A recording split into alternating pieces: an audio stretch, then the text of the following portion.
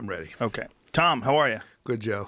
Great to meet you. You too. I've been deep into your book for the last 2 weeks, and we'll tell everybody what it's called right off the bat. It's called Chaos, Charles Manson, the CIA, and the Secret History of the 60s. And I think it's safe to say that everything that most people believe that happened during the Manson murders is a tiny fraction of what was going on behind the scenes. And this is what you have, I mean, you've essentially been obsessed with this for, how many years did it take you to do this? Yeah, not obsessed by choice. It kind of happened, but in the end, exactly 20 years. We turned in the final manuscript, I think a day to the 20th year. And this assignment. wasn't a personal obsession with yours. You Never. were writing an article. Let's fill people in. The beginning was I was in between magazines and not working, and I got a call from an editor I'd worked with for years,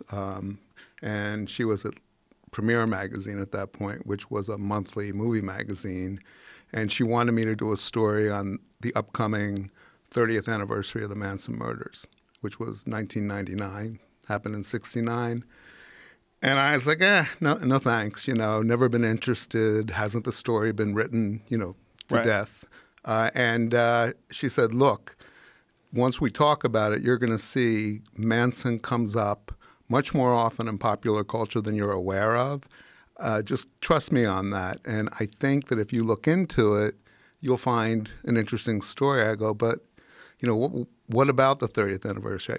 There's no angle. And she goes, you've done it before, you'll find an angle. We had worked together a lot. And that began a spiral into kind of madness that finally ended last year in March when we turned the manuscript in. That is so crazy that it took that long. I know. The magazine shut down 5 years later. So you never got anything printed in the magazine? Well, no. I mean, that's also a little bit of a complicated story, too. I got an assignment to do a normal feature, which is about 3 months, 3.5 months. So I got it on the day after my 40th birthday, which is a time in any person's life where you're kind of reevaluating things anyway. So I thought I needed the money and I needed a job, and I knew that I could get into Premiere Magazine as a contributor on the masthead, which meant a yearly contract because all the people from my prior magazine had moved over. And once I had a good story there, and this would have been the first, then I'd be set. So I agreed to do it.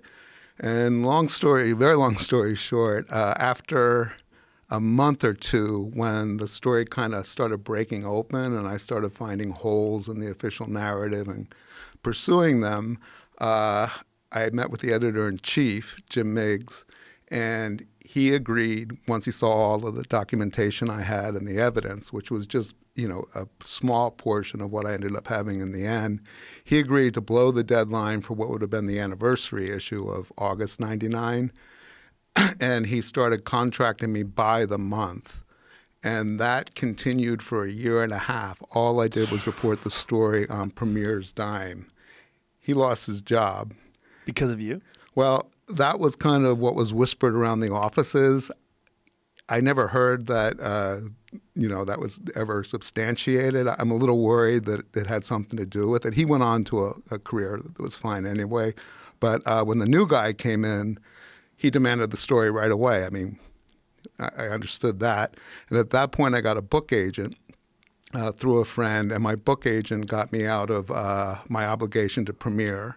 So Premiere essentially paid for you to start your book? Yeah, a lot of money.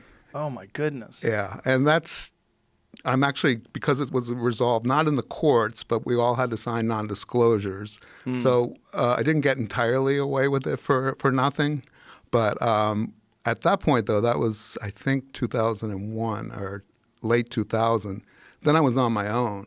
I had to write a proposal and sell the proposal as a book. So that happened next, and finally in 2005. And when we took the proposal out, it was book length. It was 220 pages.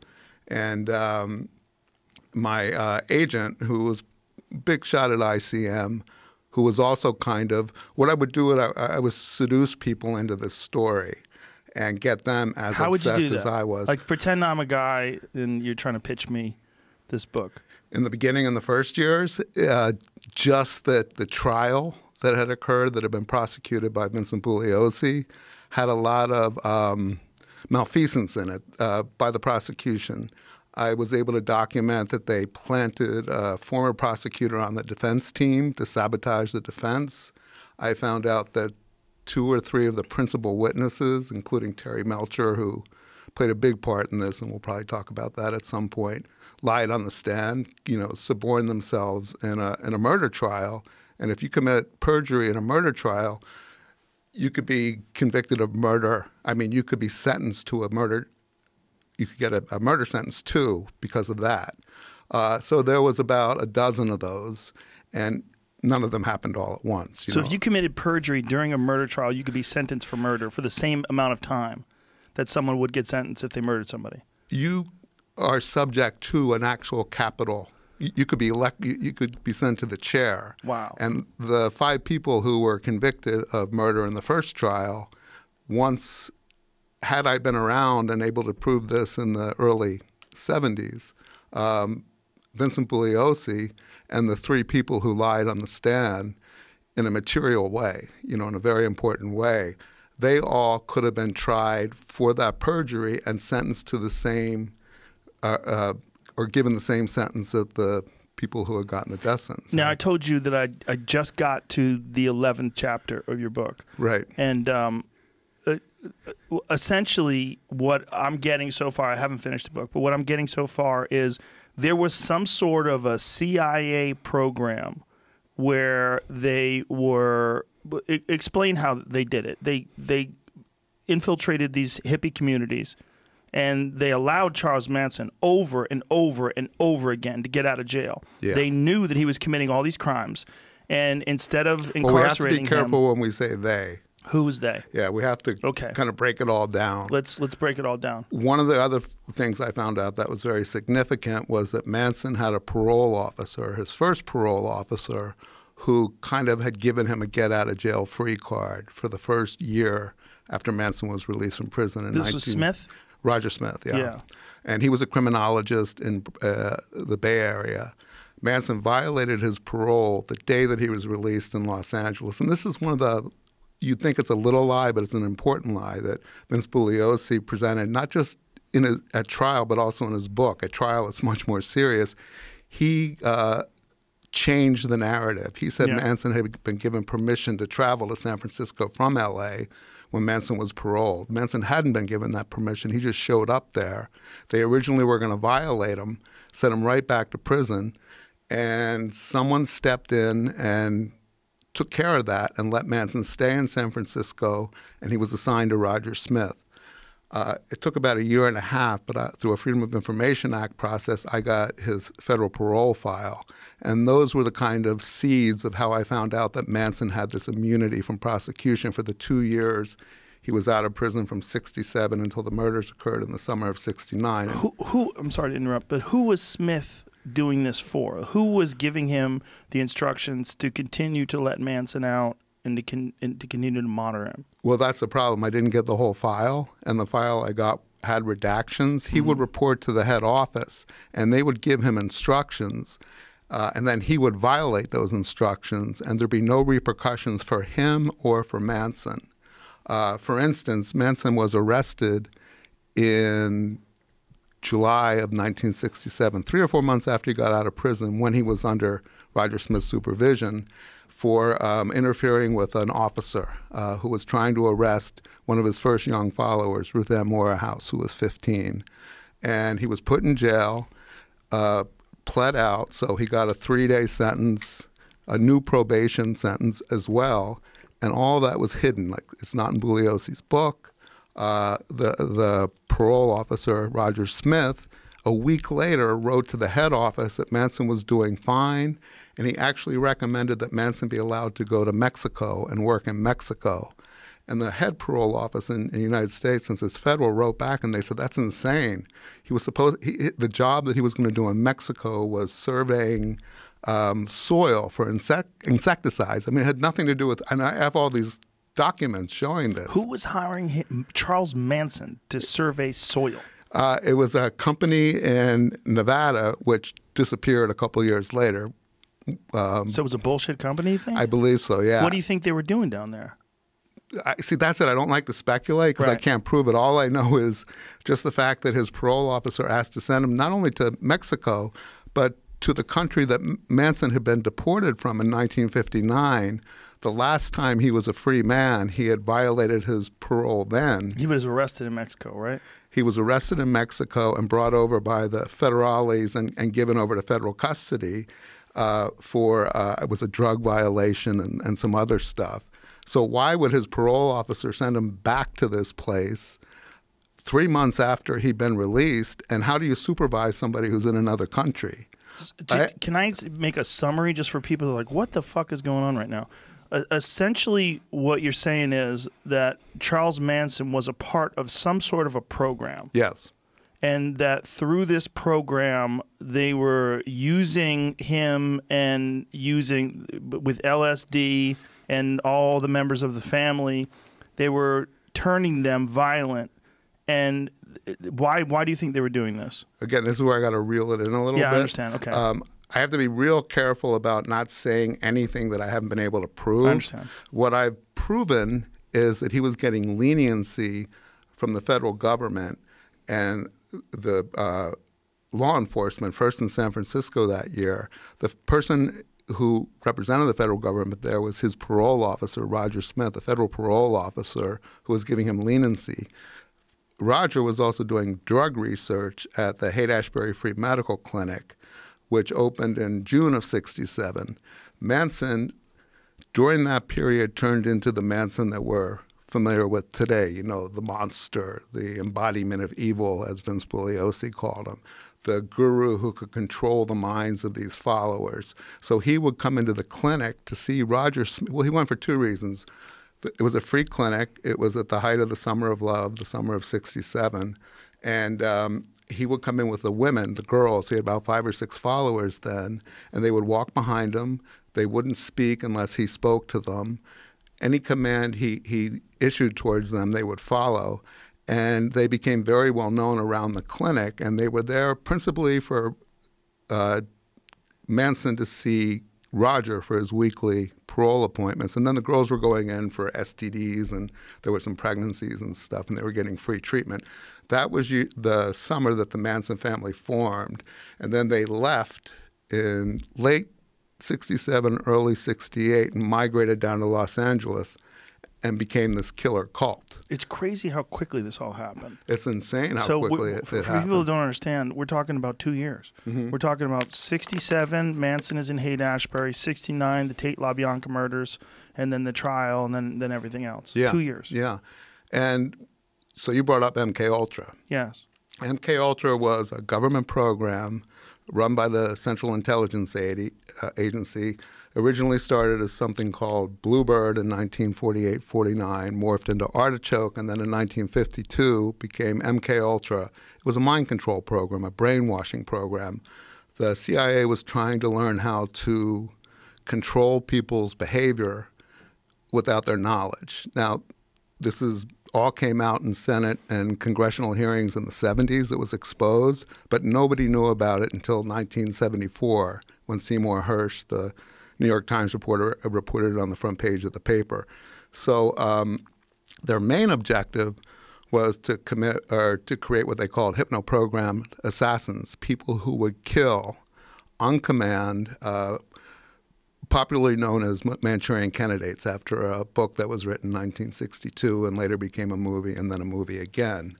The people would be, through drugs and hypnotism, the objective was to get people to go and commit an act of murder against their moral code and have no memory of their programming and be amnesic even of the act after the fact often. That was just that was their main goal, but they were also trying to create couriers, people, military people that they could implant messages, send them, across dangerous areas where there were, at that time it was the Vietnam War, and deliver messages and then have them wiped from their memory in case they were captured. They had all kinds of objectives. So Roger Smith was supervising Manson when he became exactly what, or he was able to do exactly what the Mkultra program had been trying to create and do for, at that point, about 15, 17 years. When it was all exposed in the 70s, and there were these hearings, first the Rockefeller Commission hearings and the church hearings, and then finally Senators Ted Kennedy and Daniel Inouye held hearings. The CIA admitted that they had done this, but no one would say exactly what they did. All the records had been destroyed when the two people who ran it, Richard Helms, who had become the director of the CIA in the 60s, and Dr. Sidney Gottlieb, who was kind of the mad scientist who had supervised they had safe houses in San Francisco, New York, Los Angeles, where they would experiment on people that were lured into these apartments and houses that were either look like brothels or hippie communes or whatever. And the people who were working at the Haight-Ashbury Free Medical Clinic that was run by another Smith, which makes it a little confusing, but Dr. David Smith, who founded it, he had given an office to a scientist named Jolly West, Louis J. West, who was, when the hearings occurred in the 70s, identified as a top Mkultra researcher. He was an academic, come out of the military, had been at the University of Oklahoma, and then UCLA, running the psychiatric divisions. He denied ever being involved in Mkultra.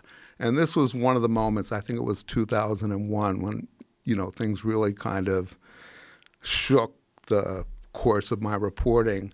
Was I learned that West had been at the same place that Manson was in the Haight in the summer that Manson became exactly what the CIA was trying to create. And I knew, actually, I'd interviewed West about 7 years before for a story I did about celebrity stalkers and people who were obsessed with stars and then only to kill them or try to kill them. And he was an expert in violence, hypnotism, brainwashing, and he was the chair of the psychiatry department at UCLA at that point. He was dead when his name came up in the Manson story, and there wasn't a lot of, I guess there was a lot of Google then, or a little bit, but when I did a little research, I found out that there had been these allegations that he'd been involved in Mkultra. He always denied it. He was never prosecuted, never even investigated. He went to his grave threatening to sue anybody that said he would have anything to do with this kind of a program.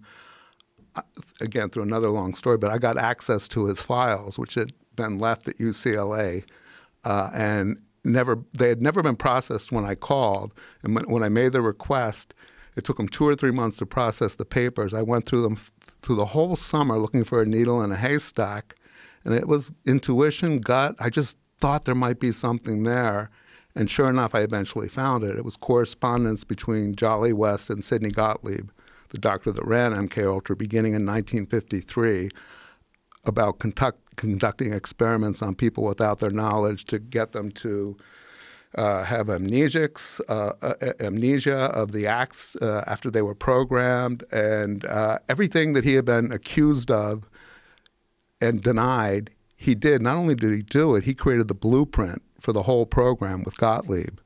The fact that all these kind of interesting research programs merged at the Haight, at the clinic, and then Manson came out of it with the power to do exactly what the Mkultra had been trying to create for up to that point, I thought was worth investigating further. And that's why I kept going and going and going. They did a lot of crazy shit back then. Are you aware of Operation Midnight Climax? Those were the safe houses in San Francisco. Well, that was the brothel version of it. Yeah, where they lured these Johns into these brothels and then dosed them up with LSD and studied them. Yeah, George Hunter White was the head CIA guy, and he would sit behind a two-way or one-way mirror and watch them. The Johns would be dosed with LSD. They tried aerosols or just drinks, different things, and then they would study their behaviors. Aerosols? Yeah, aerosol sprays. Really? Yeah. But that would get the prostitutes too then, no? No, the prostitutes would get them in there, and then they go to the bathroom or something, or to be in the bathroom. Yeah. Oh, and again, the problem is the records are so scant because Helms ordered Gottlieb to destroy all the records in 1973 when the two men left the agency. And the only reason anybody ever discovered that it existed was a whistleblower, somebody who used to work for the State Department who remembered that there were records in a warehouse, and they were just financial records from the beginning of the program in 52 until the end, and the possible end in 73. And it was just financial records of where research took place, how much was spent, what kind of equipment was bought, but nothing about the content. The guy that found that ended up testifying to Congress and working with Seymour Hersh to expose it was named John Marks. He wrote the first book about Mkultra that came out in the mid to late 70s called The Search for the Manchurian Candidate. And after he wrote his book, he never, he spoke, did a little bit of a tour, and then retreated into obscurity and never would do an interview again until I approached him in the early 2000s. And when I told him what I had found in West's files, these documents, he agreed to meet with me at his townhouse in Washington, D.C. And he told me, he said, the reason I stopped talking or writing about this was people were camping out on my front lawn, telling me that they'd been victims of Mkultra. He goes, I couldn't go anywhere. My whole life became crazy because everybody thought that they were subject to this because nobody knew. They did these drug tests on prisoners, hospital patients, Johns, hippies, people that had no idea that this was going on for 25 years. So Marks became the authority. So he had never given an interview till he met with me. And when he looked at my documents, at that point, I think I had about 10 or 12 or 15 pages that grew eventually because I kept going back to the files and getting more. He said it was the most unredacted, uncensored account of what the real objectives were and what was really being done. He said if I had had that, my whole book would have been different. That's one of the problems about saying, well, how much did they do or how far did they go? There's barely any record, and that's another reason it took me 20 years because I was trying to find out whether or not West had actually interacted with Manson and or the girls. I mean, I knew he was in the same facility. I knew that everybody that worked there, because I interviewed everybody that was alive. Most of them were still alive back in the late 90s and early 2000s when I did this. They all said, oh, yeah, Charlie was, we knew it was Charlie and the girls. They come in every day or every few days to see Roger. And West was there recruiting subjects. Now, West, while he was there that summer, had opened something called what he called the Haight-Ashbury Project. And in his correspondence and papers that I found, he called it a laboratory disguised as a hippie crash pad. And just like the Operation Midnight safe house, they call them safe houses, which were disguised as bordellos and that type of thing, or brothels. This was an apartment that was decked out, or as he called it, tricked out to look like a communal hippie place. He had 6 graduate students, and I have his letters to them before they came to work in this. He goes, grow your hair long, wear jeans, dress like hippies, and lure people in there. So they ran that for the summer of '67, and West was getting people from that Haight-Ashbury Free Medical Clinic on Clayton Street and sending them around the corner to Frederick Street to participate in that. Good Lord. And I got the diaries of some of the graduate students who were there, and they all, in these diaries, said, we have no idea what we're really supposed to be doing here. We feel like this whole thing is a cover for something else. What does Jolly want? Why is he making us bring these people in? So imagine doing that to graduate students, telling them to bring people in and drug them up. Imagine telling them some of to them make liked an apartment. I'm sure they liked it. Because they were also, encouraged to use LSD. Yeah, I'm sure. But I mean, imagine being a graduate student and this is your project on people. I mean, that sets up, even if you leave that program and go on to do legitimate work, the ethical foundations of your career are set up in such a strange way. You're manipulating people against their knowledge. Well, they didn't know who they were doing it for. That's why they were always questioning it. So, I don't know how. I found 1 or 2 of them after, and they were very careful talking to me. I'm sure. They probably felt like they were going to go to jail. Well, that's the thing, yeah. If any of these experiments or whatever was going on resulted in a death, there's no statute of limitations on murder. Right, right. I mean, that's one of the biggest disappointments of my book is that people like West aren't alive. you know, to answer to this. And it was really frustrating for me because, again, his name was on the front page of the New York Times in 1977 when they had the major hearings about Mkultra. And it identified him as the head of the psychiatry department at UCLA, a very prominent doctor, a researcher. And he said he had nothing to do with that. He'd never used LSD on humans, and he wouldn't. He said they had asked him, and he said no. I have all these letters between him and the guy who was running the program describing how they're going to do it, hide it from his colleagues. When he started at Lackland Air Force Base. He was running the psychiatry department at the hospital there in 1952. When he was there running that hospital, that's when he started his experiments on prisoners, human subjects, and one letter to Gottlieb, he says, eventually we have to take these experiments out into the field. Oh, Jesus. Exactly. What does that mean? Well, if you haven't gotten through a Chapter 11 yet, you haven't gotten to the Jimmy Shaver case? No, I haven't. A year after, oh, maybe Jamie did. A year after West contracted with the CIA to do these experiments, July 4th, 1954, a 3-year-old girl went missing from the parking lot of a bar at about 11 or 12 at night. Now, her parents, it was a heat wave. They couldn't sleep. They went to the bar. They brought their 2 kids. They let them play in the parking lot at midnight. The little girl disappeared. They organized a search party. About 3 or 4 hours later, they went to a gravel pit, and two airmen had called, or 2 itinerant guys had called the local sheriff and said, there's a guy here that wandered out of the brush with scratches and blood, no shirt, and he doesn't know how he got here or who he is. The police came. His name was Jimmy Shaver. He was an airman. They did a search, and they found the little girl's body not too far away, and she had been raped and murdered by this guy who had no memory of doing it. The guy had no history of violence.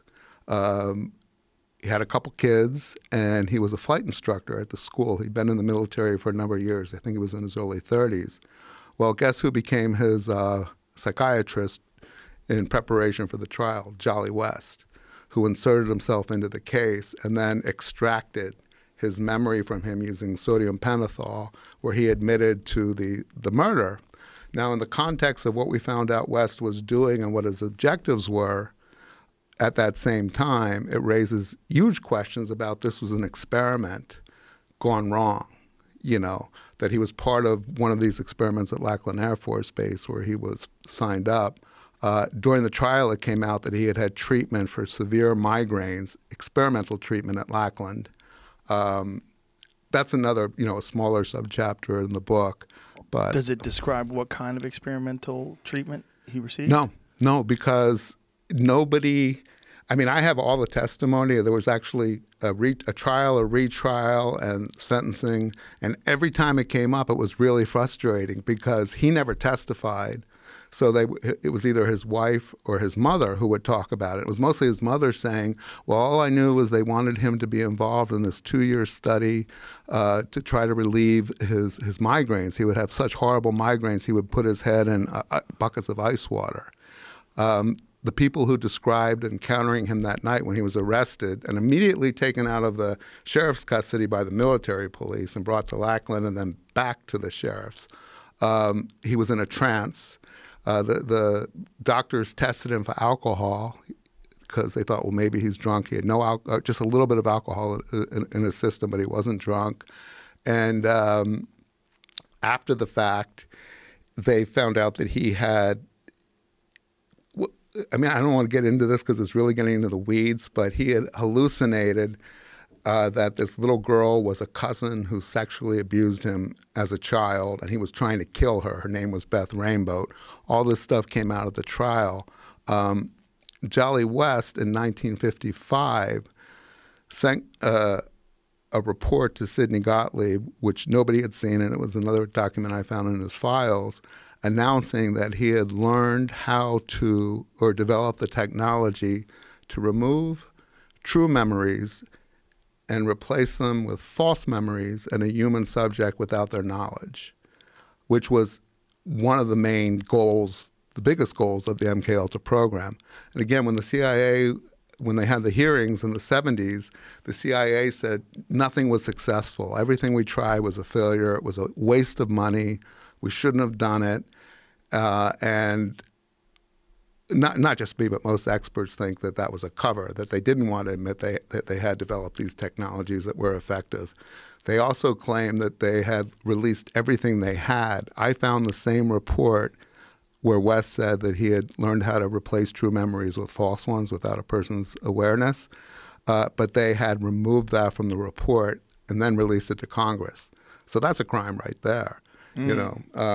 So there's a lot of that stuff in the book. So the speculation is that this guy, through these experimental treatments, that they had dosed him up with LSD and experimented using these Mkultra techniques and did that to him and induced some sort of... Well, this is speculation, Yes. and I'll go there Okay. for this. The guy had no history of violence, never been arrested, was a stellar, upstanding citizen. His only problem was he had these horrible headaches. All of a sudden, he shows up by a small girl's body who'd been brutally murdered with no memory of doing it. A year earlier, Dr. West, who became a psychiatrist within a week or two, possibly had experiences with him before, but there was no record. Oh, when I tried to get the record from the medical center at Lackland, his file, his name was Shaver, I think it was S-A to S-I, was missing. So where Shaver would have been in the medical records, it was gone. So I couldn't find out whether he had actually participated in any kind of experimental program there. So is the speculation, and again, this is speculation, that he did commit the crime, that he was somehow or another induced into committing this crime? Yeah, and again, this is speculation. Yes. It's completely circumstantial. The objective was to get people who would go out and do things, not even necessarily kill. That was the ultimate goal, but to do things against their will, against their moral code. Right, even. but how would they know that this child would be there? How would they know? Oh, no. She wasn't targeted. So was it just that they'd put it into his head to go Yeah, do and that to anyone? Yeah, something clicked and went wrong. So it wasn't a precise thing. No, It wasn't. no. Nobody really knew what this was the very early days of experimenting with LSD in the early 1950s. West was one of the premier researchers in LSD, but he was still new to it. He had actually he had first gained national attention for being one of 4 or 5 doctors who treated Korean prisoners of war who were returned to the United States after they had made confessions of spraying the Korean countryside with illegal biological weapons.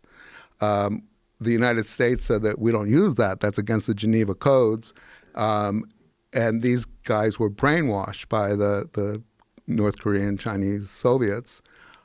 So when they were brought back after the war, West and 4 other psychiatrists were assigned to deprogram them.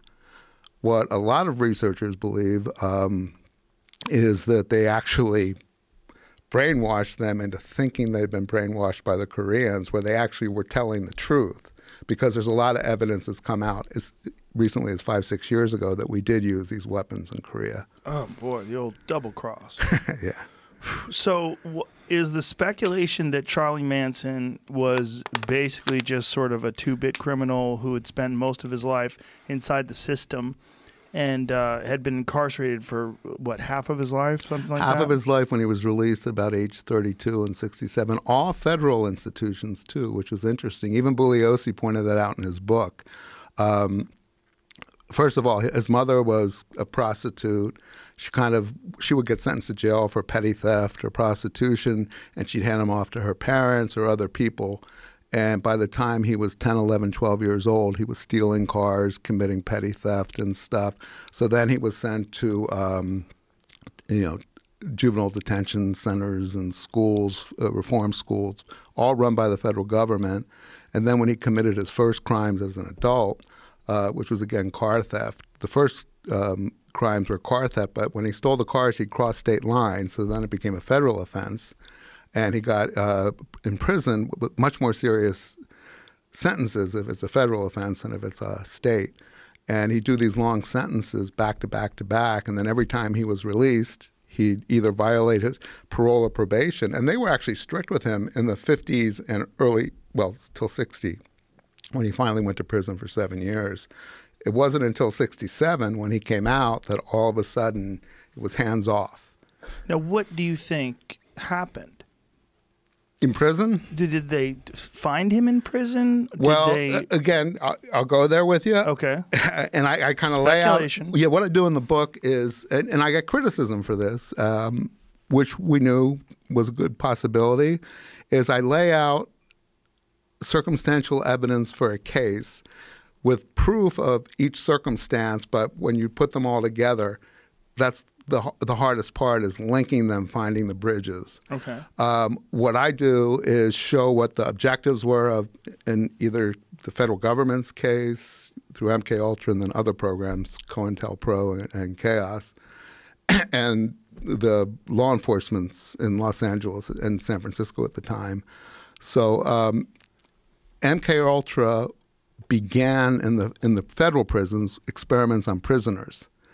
Famously or notoriously, Whitey Bulger, I don't know if you've heard about this, but a few years ago it was revealed that Whitey Bulger had been a part of Mkultra experimentation in the 50s when he was incarcerated.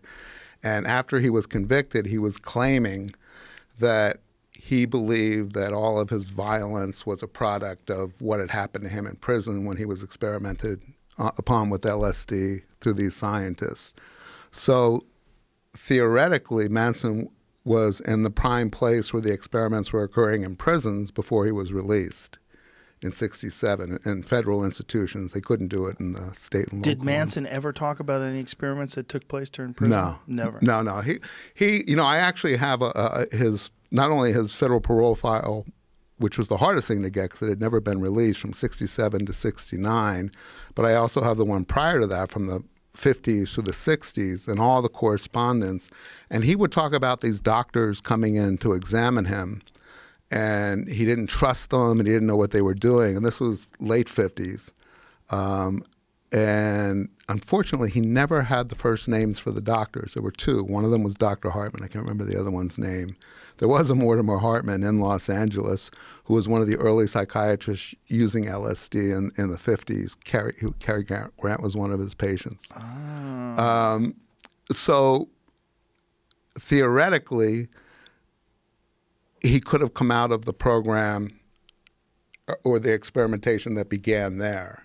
But I hate to even, I rather, and again, it's hard to kind of synopsize all this without showing all the documentation and stuff of what was going on and where he was and how everything matches up. But you'll see that when you get through chapter 11. Okay, so I wish I got to it, but it's a rush to get to that far. So 1967, he gets out of jail, and how long before he hooks up with this clinic? So he got out in March of 67. The clinic opened in June of 67. So just a few months. Yeah, well, Roger Smith, he was actually living in Berkeley, Manson was, and he got his first follower, Mary Bruner, and then 2 or 3 or 4 more.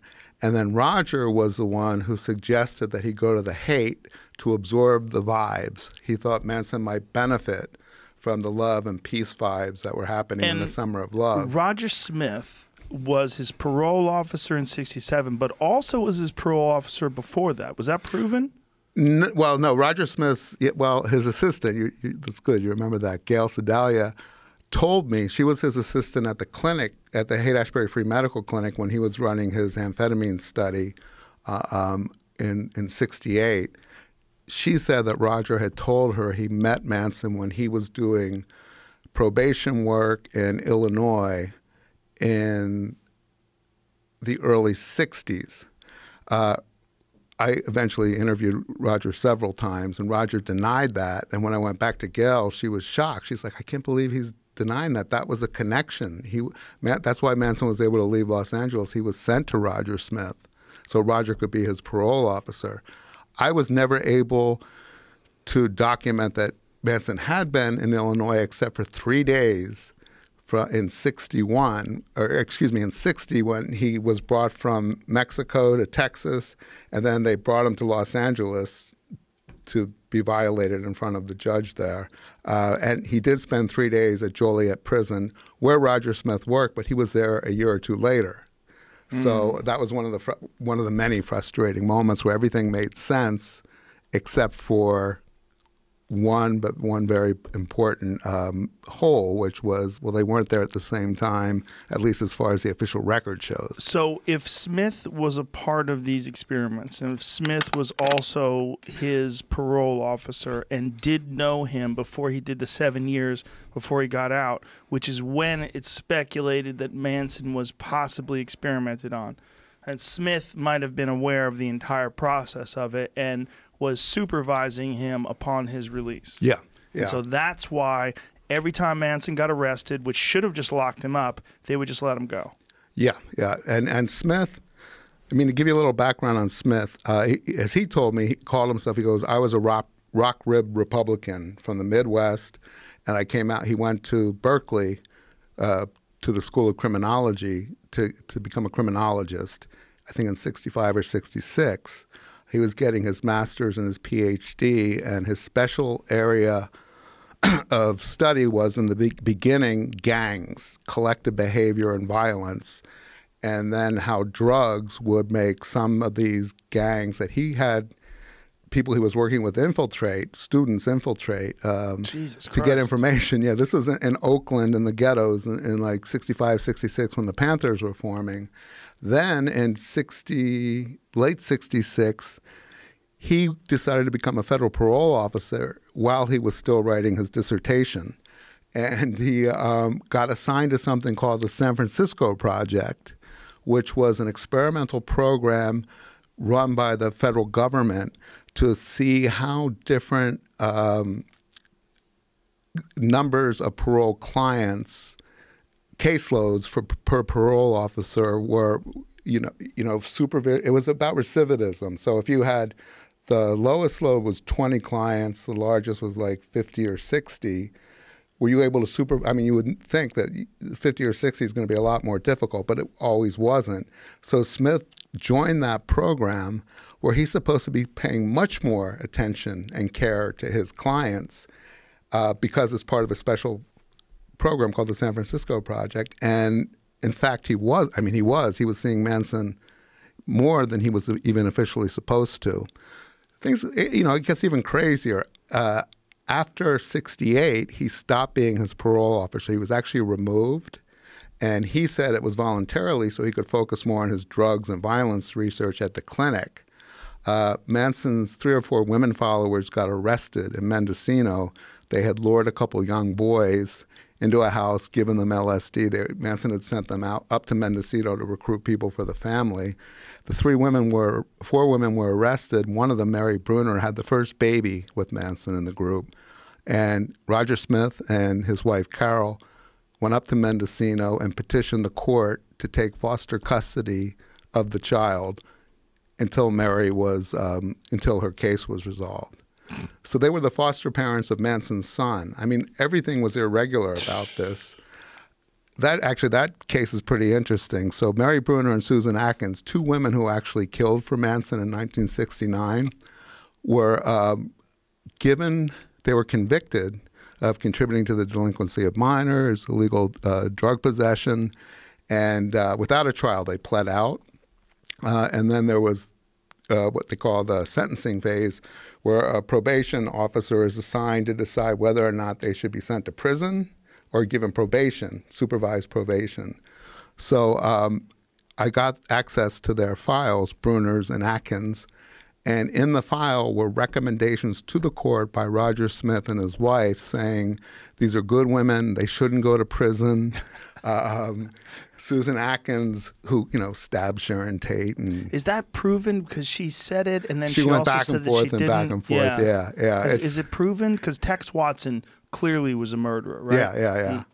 And so she had said that Tex did it. She couldn't do it, but this was later on. Yeah, her first accounts were that she did it, and then when she testified to the grand jury, she said that she didn't do it. She held Sharon while Tex stabbed her. Right.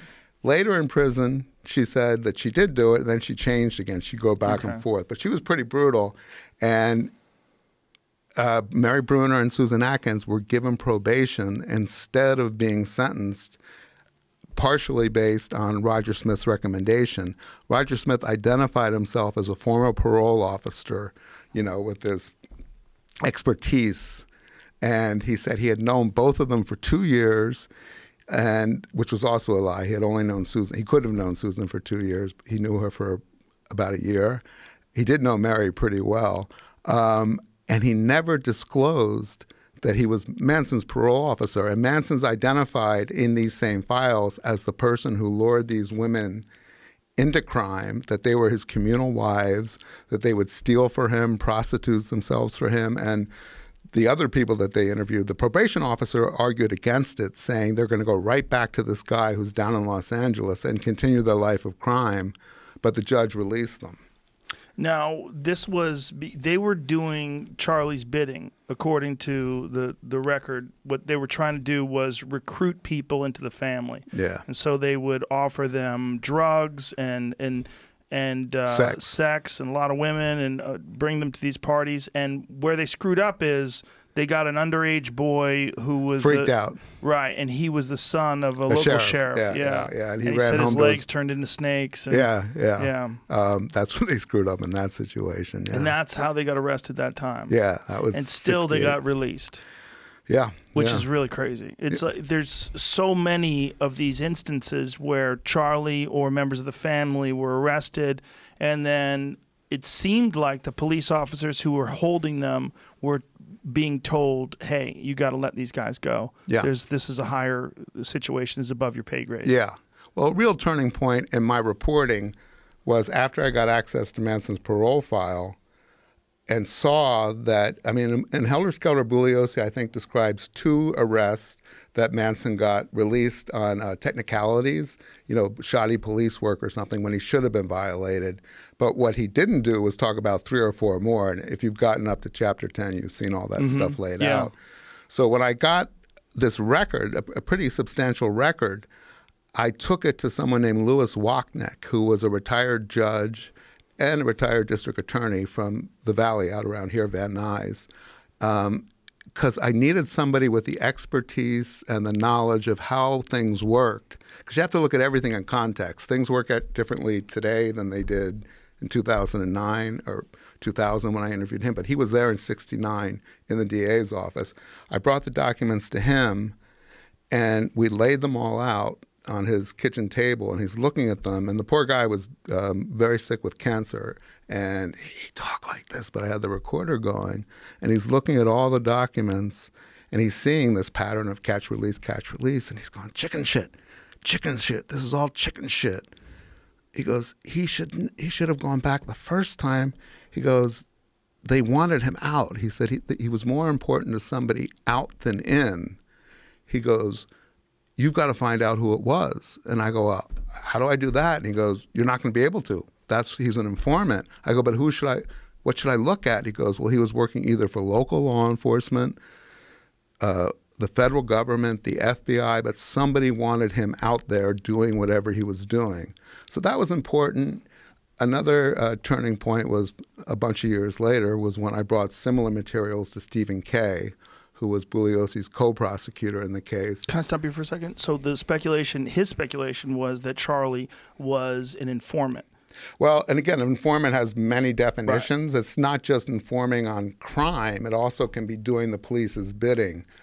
That's where or the CIA's bidding. Or the CIA or the FBI. Right. Being a part of a program. Right. Where they're allowing this. And also there's speculation that the goal was to try to diminish the anti-war movement, and that this guy was a part of the hippie movement. And then so now people would associate hippies with violence and drugs and murder and all this horrific stuff. Well, I mean, again, this is going into the weeds, but it's important. I'll try to do it. I mean, I know that your podcasts are longer than most. Well, we can keep going forever. We have all the time in the world. You're going to regret it. No, I'm not going to regret it. You're going to regret it.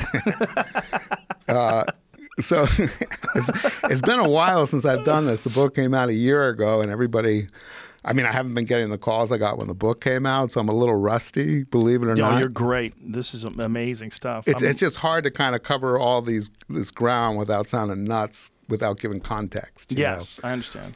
In 1967, the federal government the FBI started a program called Cointelpro. In San Francisco, they opened their first office the same time Manson arrived there. The CIA started a program like Mkultra, illegal. I mean, Mkultra was illegal because they were violating people's human rights by giving them drugs without their knowledge or consent.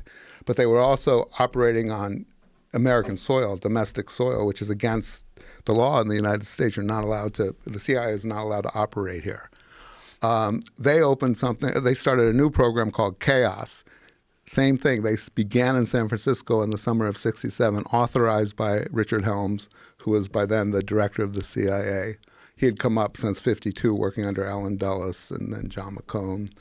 And he was the one who supervised Gottlieb and Mkultra. So Chaos and Cointelpro each had the same objectives, which were to neutralize what they believed was revolutionaries that were going to create a civil war in America, the left wing, the anti-war movement, the Black Panthers, and the hippie movement, who kind of embraced it all.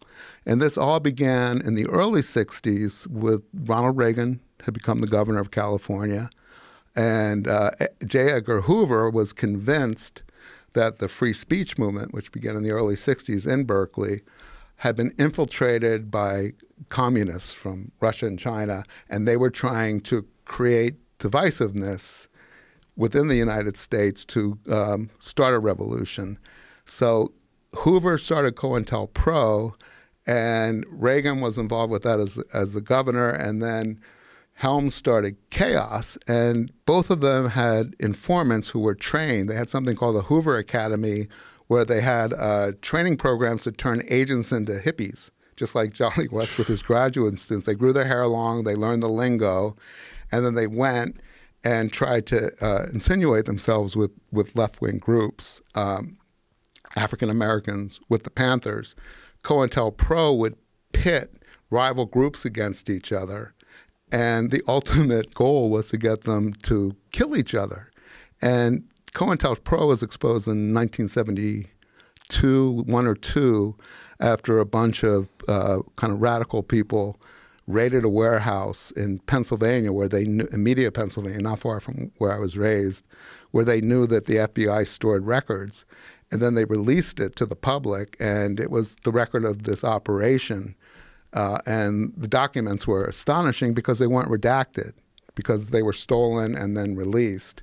There are documents celebrating the murder of one. The Panthers became really paranoid by '67, '68. There were all kinds of inner power struggles, and they correctly thought that they had been infiltrated, and some of them killed other Panthers because they thought they were informants. But they also had a rivalry with different groups, like in Los Angeles, the U.S. Slaves, which was a militant group, and the Cointelpro operatives would let the U.S. slaves think they were about to be attacked by the Panthers and vice versa, and then there'd be a shootout. And when Cointelpro was exposed in the 70s and resulted in more hearings, investigations, they admitted to being responsible for instigating, I think, 20 or 30 killings by their operatives. Chaos, on the other hand, there's minimal records of Chaos. All we knew was it existed from '67, probably till Helms left the CIA in '73, and that their objective was, we knew that they were doing surveillance, and we knew that they were doing wiretapping and infiltrating groups, but as far as beyond that, they can't even name a Chaos agent. Nobody's ever been exposed because everything was destroyed when Helms left, the record. So these groups were trying to incite violence. Now we get to the motive of the official narrative of the Manson murder, or the Te La Bianca murders, which is what the prosecutor, Vince Bugliosi, presented at trial, which was the famous helter-skelter motive. In a nutshell, Manson believed that there was going to be a race war. And he wanted to incite this race war because he had convinced his followers that through messages he received from the Beatles' White Album, from their lyrics, from biblical Old Testament prophecies, that he had been told that he was going to be the savior of the world. And once the race war started, he would hide his family in a bottomless pit in the desert. And when the race war ended, with the blacks winning, the blacks would be framed for murders. The Manson family would emerge and repopulate the planet with their perfect offspring and dominate the blacks. This was Vince Bugliosi's narrative, or there was talk of that. There was a philosophy of helter skelter at the Spahn Ranch, where they lived in '68 and '69, that Manson would discuss. But whether or not it was the motive for the murders is I raise serious questions about that in the book. Manson would discuss it in that way, that there was going to be a race war and that they would emerge and then their offspring. Yeah, except for the fact that what's questioned. So the way Bugliosi was able to convict Manson wasn't at the Tate house when the murders happened. He had, in the official story, dispatched Susan Atkins, Patricia Krenwinkel, Leslie Kasabian, and Tex Watson to the house, the former house of Terry Melcher. They didn't know who lived there, but just to kill everybody. And as Manson allegedly said, leave something witchy. He wanted it to look like blacks had killed these, all he knew was they were wealthy, beautiful whites. And he wanted to ignite the race war, because if the Panthers got blamed for these murders, then the police would crack down on them, they'd revolt, the revolution would happen, it would spread across the whole world, and then when it was over and the blacks had prevailed, they were too dumb, Manson believed, to be able to run the world. That's when he would come out with his followers of their hole in the desert and take over the planet. Now, Bugliosi said in interviews that I didn't have until after he and I stopped speaking, which was when he started threatening me with lawsuits and other things in the about 2006-07. I discovered 2 or 3 interviews he gave in the early 70s where he was asked if he believed that Manson really believed this craziness. And Bugliosi said, I don't think Charlie believed in it. He got his followers to, but he never believed in that. He was too smart. He was a con man. What the interviewers didn't ask him in the follow-up was, well, if he didn't believe it, why did he send his followers to kill these people the first night at the Tate house, the second night in Los Feliz, as upper middle class couple, the La Biancas? Then, what was the motive? And that's one of my biggest regrets, is that I slipped, and they were kind of obscure. One was a Penthouse interview, the other was a regional newspaper. But that I didn't have them. I thought I had done all the research. I thought I read every interview he'd ever given, but I didn't have it at hand to say, all right, Vince, I get that, because I don't think Manson believed it either. Then what was the motive for the murders? Why were they sent there to kill? And that's what the book explores. So do you think Bugliosi was operating with the knowledge that Manson was a part of these programs? Oh, that's the big question, Yeah. Again, I lay it out in the book. So I interviewed Bugliosi. He was not the first, but one of the first interviews I did when it was a magazine assignment. He invited me to his house in Pasadena. So it was April of '99. We spent literally 6 hours together. He was so kind and generous with his time. I thought I scored. I had the prosecutor. He hadn't given interviews. He always gave interviews about this, but he hadn't for a number of years. He agreed to do it for whatever reason. And during the course of that interview, I arrived at his house, went into his kitchen. His wife gave me Italian cookies, coffee and lemonade. Then he and I went out to lunch in the valley somewhere. He showed me some of the sites connected to the murders. Then we went back to the house and talked till sunset. And towards the end of the 6 hours, I did realize that even though he was talking nonstop and I'm recording everything, he hadn't given me anything new or different. I mean, I had just finished Helter Skelter. I read it for the first time because I'd never been interested in the case till I got the assignment. So I did what we call the Hail Mary pass in journalism, which is you ask someone if there's anything they could tell you off the record, not for attribution, that will help them to get something fresh. Because I was still searching for an angle. This is the first month of reporting. And Vince kind of thought a minute, and he goes, turn it off, turn it off. So I turned off the recorder. And he did, I could tell he was debating, but then he told me something, which I'm not sure if, I don't think I revealed it till the last chapter. It was off the record, it was salacious, pretty shocking. In the larger picture, it doesn't change anything really, but it showed me that he had a very different account of something very important in the narrative. And I took that away and I thought, wow, I'm going to... What did he say? Well, first let me explain. It was off the record. Right. In 2005, when I interviewed him for the second time, and all things went to hell, and he started threatening me and with lawsuits and writing letters to my publisher trying to get them to stop the book, he wrote about what he told me, and he claimed that I had dragged it out of him and embellished it and all this. But once he put that in a letter, the lawyers at the publisher said, well, it's not on the record anymore because these documents will all be in a civil trial when he sues you, which he said he was about to do. Not off the record, you mean? Yeah, they said now it's on the record. I mean, he's violated his agreement with you. So what he told me was that famously an videotape was taken from the Tate house by the police, the first day after the murders. They found it hidden up in a loft.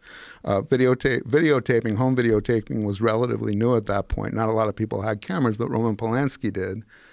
And in Helter Skelter, Vince says in the book that the police took the tape, viewed it, and it was just Sharon and Roman making love, and returned it to the loft.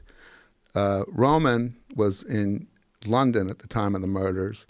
He came back immediately, and then about a week later, he went up to the house. And one of the first things he did was he went up to the loft, and he never even knew that they took it, allegedly. That's a story. Found it and took it. Vince told me, originally off the record, that the tape wasn't of Roman and Sharon making love. It was Sharon being forced to have sex with two men against her wishes, and he said Roman was the one who was making it because you could hear him in the background. You know, if you read you've read those chapters, Roman did a lot of bad stuff to Sharon. Yeah, he seemed like a terrible person. He was pretty bad, yeah. Well, when you hear what he did, the reason why he can never come back to the country, you go, well, okay. It makes sense. It makes sense. Yeah, it's not that surprising. He's a monster. Yeah. I mean, a monster that's really good at making movies. Yeah. Which we're not going to see anymore because the last one he made, which is supposed to be one of his best, they're not going to release it in the United States. But once I had that, that's kind of the first rabbit hole I went down because I'm like, well, if this was different in the official narrative, what else might they have changed? So Vince and I were talking on the phone about every week for 2 months. He was so accessible. So I'd be interviewing people. And one of the first things after that I found was The Perjuries by Terry Melcher on the stand. I got access to 2 separate files and found that Melcher, Doris Day's son, record producer, young boy wonder, who lived in the house with his girlfriend Candy Bergen on Cielo up until January 1st of 69, then moved to Malibu, and Roman and Sharon moved into the house in February. Melcher was the part of the motive for why the house was picked. And again, this is getting into the weeds, but it's hard to talk about any of this without this exposition. Manson sent his followers up there to instill fear in Melcher by killing all the occupants of his former house who were strangers to them. I don't believe that. That's the official narrative. But Melcher testified at the grand jury and then at the trial that he had 3 fleeting encounters with Manson, one at Beach Boy drummer Dennis Wilson's, 2 there, I think, and then, 1 there, and then 2 when he went to the Spahn Ranch in April and May of '69 to listen to them play music with the possibility of recording them. And he didn't think they were talented enough and told Charlie that in so many words. And then, again, this is the official narrative. that's when Manson kind of spiraled and went crazy because he'd been rejected by Terry Melcher. So he decided it was time for Helter Skelter, the race war. And again, a lot of these things don't add up when you step back. Well, why didn't he kill Terry Melcher at the house in Malibu? Because he knew where he had moved to. Why did he just go to this other place and kill strangers? Maybe Terry wouldn't connect it, all that. The bottom line was Terry on the stand, and in all the official accounts of this case, of which there are many, not just Helter Skelter, but lots of books, his relationship with Manson ended in May of 69. He said he never saw him again. When the murders happened at his former house, it never occurred to him it had anything to do with him or that Manson did it. I stopped believing that a month or two in, and then I found these documents showing that Melcher actually had gone to see Manson twice at the Spahn Ranch after the murders, and then once all the way out at Death Valley where they had the Barker Ranch, where they were hiding when they were finally captured in the fall of 69. Once I could document that, that changed the whole, I mean, it didn't change, but impacted the motive. I mean, Melcher was a principal witness, again, because Charlie wasn't at the Tate house. Manson had, or Bugliosi had to convict him of conspiracy, in other words, ordering people to go up there and kill. And he had to have a reason for that house, so Terry provided it by saying, yes, I did go out there and try to record them. And then eventually in the question it came out, but I never had anything to do with them again. I had no idea. I never saw him or heard from him again. The motivation was revenge on Terry Melcher because Terry Melcher didn't turn him into a star. Right. So this is what Bugliosi was using, but it didn't make any sense because Melcher saw him after the murder several times. Yeah, and not only, even if it didn't make sense, you're right, and that's why I think, well, I think you could get away with anything then because the antics of the family at the trial, and everybody was so horrified by what was going on, nobody was looking at this critically and questioning stuff because every day, you know, Manson and the girls were getting thrown out of the courtroom for screaming, for singing, for dancing, for mocking the proceedings. So all this stayed under the radar, but once I could prove that Melcher lied and then 2 or 3 more, then I knew that I had to question the entire narrative. So Bugliosi started monitoring my interviewing. This is all laid out in the beginning of the book. So by the fall of the first year of 99, I got a call from one of my sources, Rudy Altobelli, who was another important witness. He was the man who owned the house where the murders happened. He was traveling. He was traveling actually in Europe with Sharon, who had come back Sharon Tate about 3 weeks before to have her baby. And Rudy had told me from the very beginning, he was very close to Terry, Dennis Wilson, and the third guy, Greg Jacobson. Greg Jacobson was another important witness who lied throughout all of his testimony in the trial to fit a narrative that Vince needed. Rudy had told me that Vince called him, Terry called him and said, "What are you telling this O'Neill? No one was supposed to know about that. Vince promised me it would never come out." So at that point, I knew that I was onto something even bigger. And then I got a call from Vince, and he left a message on my machine saying he wanted to talk to me. It was important. So I called him back, and he said, "You know, I'm hearing, I can't remember who told me," and that was another little game of his. He would never be, it's like Trump saying, this guy said to me, or one of my friends, or they say, Vince said, "Someone told me, I heard that you're questioning my tactics and my choices at the trial. Is that true? You know, Tom, what's going on here?" I go, "Well, you know, I'm looking at stuff, Vince, and you knew where this was going. I mean, I know we haven't talked, at that point we hadn't talked for about 6 weeks, I think." He goes, "Well, I want you to assure me that I'll be given the opportunity to answer any of these questions." He goes, "Because what might appear irregular to you as a layperson can be easily explained by me." And I said, "Well, of course, Vince, I'll definitely swing back around to you before." He goes, "And I thought this was going to be out in August," and we were in like October, I think. I go, yeah, I got an extension." He goes, "Well, they're also saying it's a book and that you lied, that it's not a magazine star." I go, "Oh, no, I'm still getting paid by Premiere," because I was at that point. And I had no idea it was going to be a book because we were still in the first 6-7 months. So at that point, we stopped talking, Vince and I, and it wasn't until 2005 when I got my book deal that I went back to him with these questions. And I hoped naively that I would get him to break down and say, "Yes, this was all a CIA operation. I was operating." Oh, God. But no, that was stupid of me. But, you know, I thought, what else can he say when I put all this in front of him? But, you know, as... He must have been really freaked out by how deep you got into this. Yeah, yeah. Well, again, you've read the prologue to the book where we open in that scene in his kitchen where he's screaming and cursing at me and saying he's going to hurt me like I've never been hurt before, and he's going to sue me for hundreds of millions of dollars. It's crazy.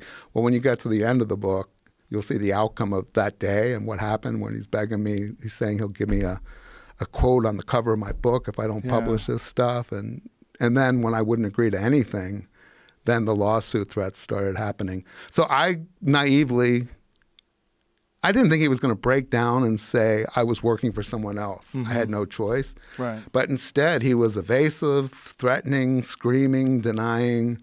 He had 2 recorders. I had 2 recorders. He went off the record every 2 minutes.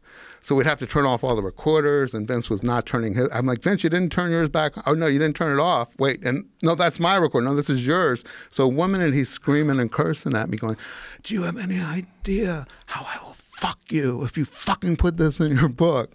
And then the recorders go back on, but sometimes they were already on because we couldn't keep up with all the off the records. Jesus. Then when I got home that night, so I walk out of the house 6 hours, exactly almost 6 hours, just like the first time 6 years earlier. He's grabbing me by the arm. He goes, this isn't quid pro quo. This isn't quid pro quo. But if you don't put this ridiculous nonsense in, he goes, you know, a blurb from Vince Bugliosi. He always referred to himself in the third person. Oh, boy. A blurb from Vince Bugliosi on the cover of this book. You have no idea what that does. And I rarely do it. I'm very selective. I get asked 10, 20 times a day. I mean, the man's ego is, you'll see that in the book. Then I get home that night, there's messages, call me. And he called me, I think it's a week and a half, almost every day. The next morning, a few days later, he would bully me, and then he'd say, no, you know, look at what this is going to do to my family, my kids, and all that. Went on and on and on. But so you had to be very excited by that, knowing that, like, this is... Oh, yeah. There's no reason for that guy to react like that unless you had him. I know. And then... He knew. Yeah. So a year later, not a year later, he said, when we finally, he goes, at the very last phone call, which was a week and a half later, he goes, so you're really going to go ahead and do with this? Go ahead with this. I go, Vince, I'm going to report what I have. I go, if you want. At this point, I had lost, the magazine deal had ended. I had sold the book. So he knew I had a publisher. I told him who it was. And he asked for my editor's name there. He said, because I will be sending them a letter. He goes, I will work on this letter for hours. It's going to be a complete rebuttal of everything you argued, all of your arguments, all of your points. It's going to ruin you. They're going to cancel your deal because they're not stupid. So he wrote the letter. They got it in, I think it was June or July, after February of that year, 2005. And I got a call from my editor. He said, you got to talk to our attorneys. He goes, we have a letter from Vince. I go, well, I told you it was coming. He goes, it's insane. It's 34 pages, single space with 50 pages of attachments. And he goes, I've never seen anything like this. So he said, talk to the attorney. So they sent me over to the attorney. And he said, my first question, I'd never met the guy before. He goes, my first question for you, O'Neill, is he suffering from dementia? He goes, I was a law student during the trial. And he goes, I follow that trial every day in the paper. I've read Helter Skelter. He was brilliant. He goes, I can't believe the person that wrote this letter wrote that book. So maybe you were dealing with somebody who was impaired. I said, he's mentally ill.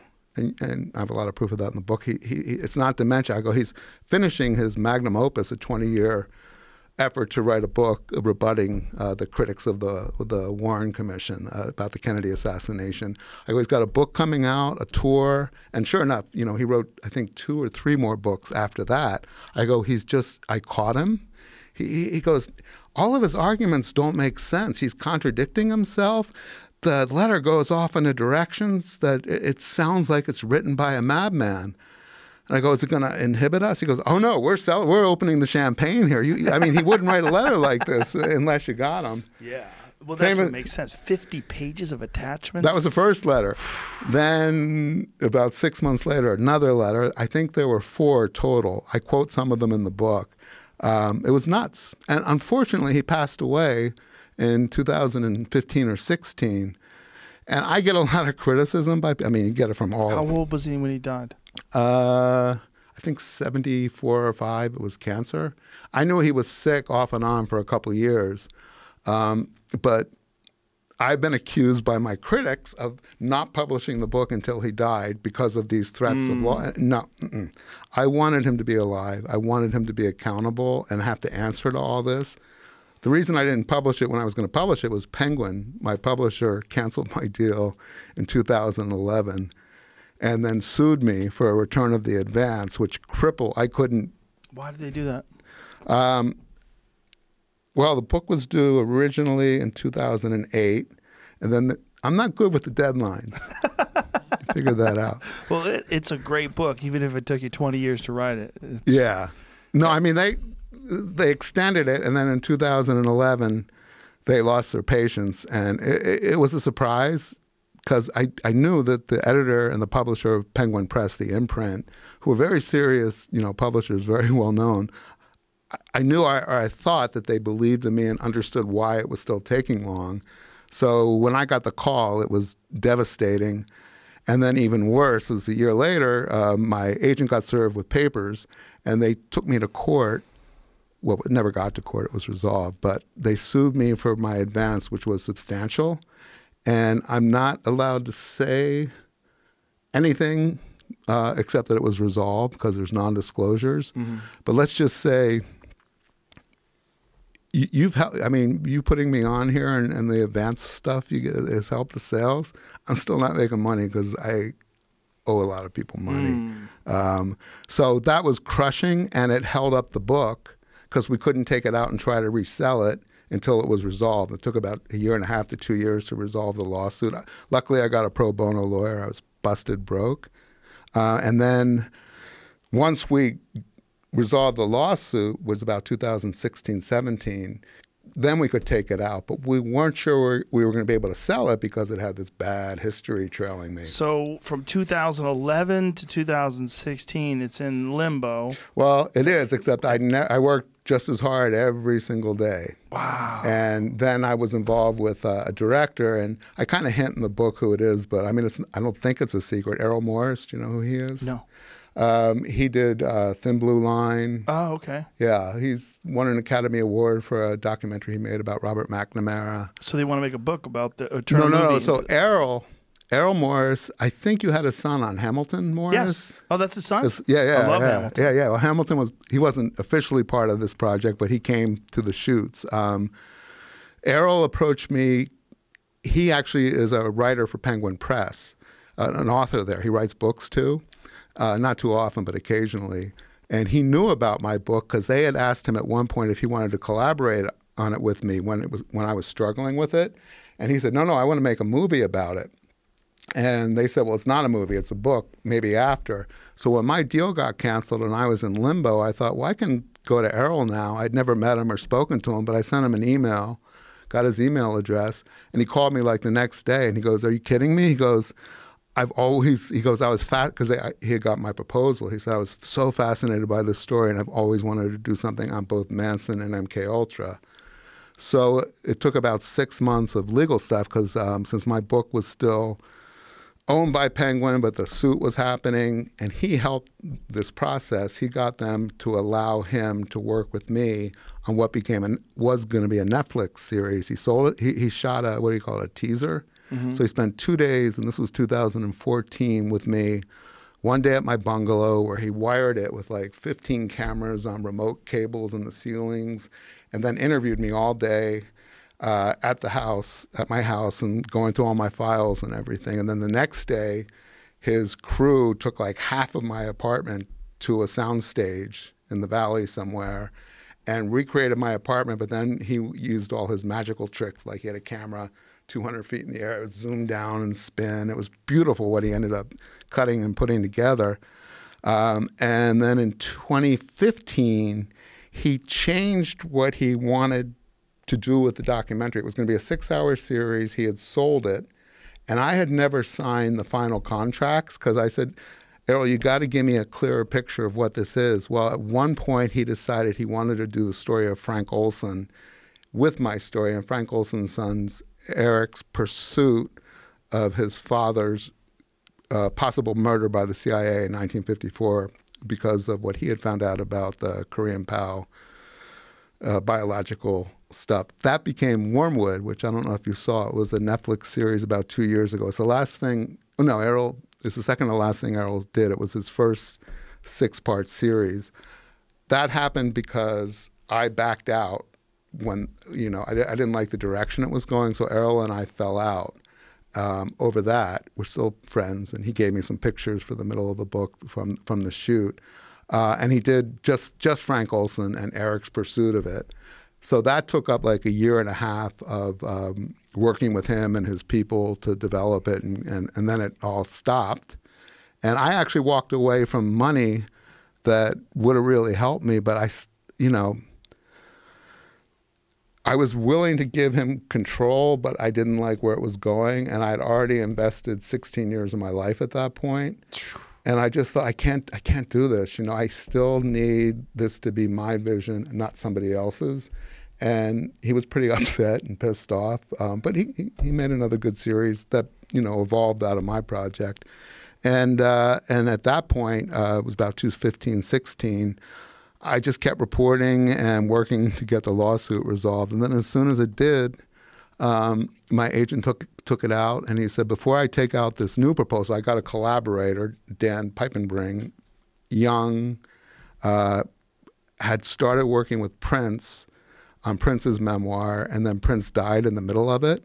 And because once Prince was dead, all this stuff had to be settled with his estate. Dan had like a year of not doing anything. So our agents were at the same agency. They put us together. And at first I was apprehensive because he was like 29. He wasn't even alive when this happened. And I thought, what is this kid going to know about this case and all of this stuff that Cointelpro, Chaos, Mkultra, I'm going to have to teach him so much. That's going to take a year. But when I met him and I saw the writing he had done before, I'm like, this guy is perfect.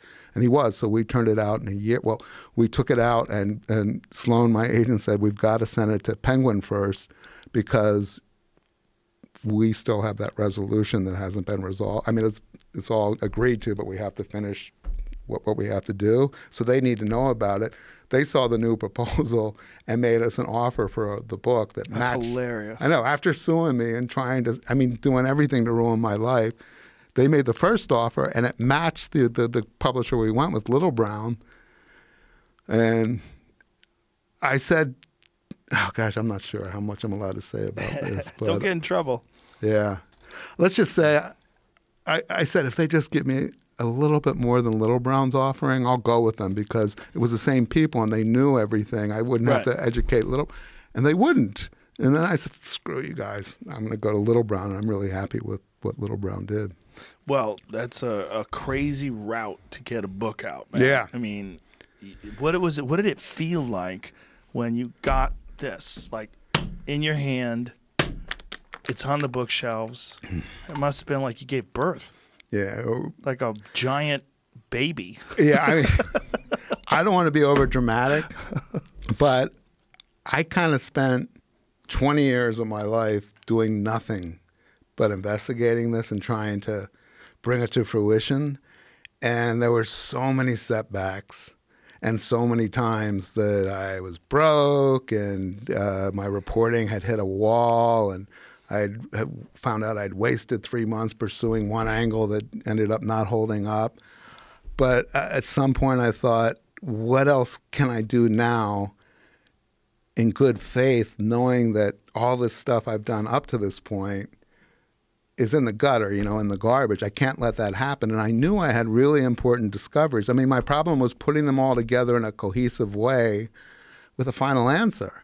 And my agent had started telling me around the mid-2000s, you don't have to have resolution. You don't have to have a perfect beginning, middle, and end. You've got so much important stuff that you've uncovered about not just the murders and the trial and the corruption in Los Angeles, but the federal government, the Jolly West, Mkultra, Cointelpro, all of this stuff. He goes, just put all that out there, and I never really believed that. And when I finally said, well, I'll do this the rest of my life and have nothing, when I made that kind of decision and then took on this Dan, my collaborator, and we literally turned it around in a year.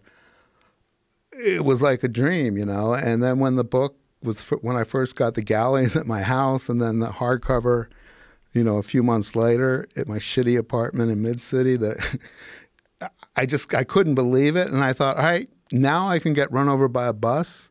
I don't care, because there's a document. It's out there now. I don't care what happens to me. And it's kind of it gave me a freedom, because now that I've done it and it's, you know, on bookshelves or wherever, I can go on with my life. I had hoped to go on with my life without ever having to think about this again. But then, of course, after, you get calls, you get emails from people who have information. There's so much stuff we had to leave out of the book. It's pretty long. It's a lot longer than they originally gave us. And then I was telling you a few days ago, they were only going to give me 10 pages of endnotes, you know, where you show all your sources at the back of the book. And I fought for more, and I got 60. And, you know, that's the most important part of the book, because it shows every single document, where to get it, where I found it. I, you know, add a little bit more of information about why, you know, why it's important. With all that out there now, it's like, I feel like I don't really need to do anything ever again. I want to. I don't know. I mean, the guy, oh no, that was Jamie I was telling. There's a guy adapting it for Amazon Studios. So it could become a film. Who knows what's going to happen, especially or a series on Amazon, like a series. No, we wanted. I wanted a limited. No, not. It's scripted. I wanted a documentary too. You're right. But the thing about a film is, this is such a long story. I would hate to see them butcher it. Do you have friends at Amazon? Will you please call them? I don't know anybody. Yeah, over there. no, that's. By the way, they're not going to listen to me. Why would they listen to me? Well, you're pretty good at what you do. If they're going to butcher it, they're going to butcher it. Yeah, no, I mean, I wanted it to be a limited series. That's the way to go, I feel. Yeah, and when we made the deal with them, they actually bought it before the book was written. They got a copy of the proposal that we had submitted to a couple of the publishers with non-disclosures. They somehow got it, Amazon, and made us an offer. And this was when I was really, really broke in 2017 before, I mean, I got a little advance from Little Brown, but let's just say a lot of that had to go to some other people that I owed money to. So my agent basically said, you know, bottom line is Amazon's going to do a great job, whatever they do with it. And we can't get them to commit to limited series or feature, and they're leaning towards the feature. If you want to say, I'll only do it if it's a limited series, you're risking losing it. I would say go for it, and then hopefully when they get this massive book, they'll say, oh, it has to be a limited series. They didn't, you know, and the guy... So they're really still trying to do it in a film? A feature, yeah. Amazon, please! Yeah. The guy who's doing it, so he came to spend a week with me about in October before he began writing. And he's an established guy, smart, good, done a lot of films. And he's like, oh my God, now I know why it took you 20 years. How am I going to fit this into 2 hours? You can't. Make a series. Well, that's what I said to him. I go, well, you go to them. You know, they trust you. Well, maybe they'll hear this and maybe they'll listen, because I think this can be a spectacular. And I'll help. Put this together, put it on Amazon. I'll have people in here. I'll promote it, because I think this is amazing. This story is crazy. Yeah, it's crazy, and I think it's also a really important part of human history. Imagine if the whistleblower had not come forward and we didn't know about Mkultra. And all those documents didn't they didn't find the warehouse where the documents were. Right. Just imagine. Oh yeah, we never would have known about lost, like Kaiser Sose. Nobody in the program has ever come out and talked about it. I mean, I went to a couple of guys who are still alive, wouldn't talk to me. Of course. I mean, they always fall back on, you know, we signed an oath with the agency. Right. If we talk to you without permission and they're not going to give us permission, we could go to prison. Just imagine what life must have been like for them, knowing that this is what they were doing to people. Oh yeah, that's such a strange way to. These people are agents for the federal government. I mean, what kind of precedent does this establish? Well, most of the people doing the research were subcontracted researchers at, you know, medical personnel at prisons. And in the case of Jolly West, he was first in the Air Force, and then he was in university settings. And Jolly was, you know, once he got to the University of Oklahoma, he was experimenting on patients. And in one of his letters to Gottlieb asking for more funding, he's saying working with psychiatric patients actually benefits us because people can't. I'm not quoting directly here, but he was making the argument that their weird behavior wouldn't be noticed by anybody at the hospitals because they're psychiatric patients. So these people are getting LSD, which is a pretty powerful drug, and other drugs he was using, and he was hypnotizing them in many of his experiments without their knowledge, and they're psychiatric patients. I mean, it's worse than Nazis. Your mind is, the next most important thing besides your soul, and they're tampering with it. One of Jolly's colleagues, the guy who actually took over the department when Jolly in '69 came out to UCLA from Oklahoma, said to me, because I would do this with people, I would show them all the documents. And he said Wes was one of his best friends. He'd known him for, I think, 45 years when Wes died in '99. But he said to me, Jolly, it doesn't surprise me that he would have done this. This is the Jack Ruby stuff, which I guess you haven't gotten to yet. Jolly was Jack Ruby's psychiatrist. Oh, Jesus. It's a whole... That makes sense too, right? Yeah. Actually, I won't spoil it for you. Did you see the photo of Jack Ruby out in the hallway? I did. I was impressed. Yeah.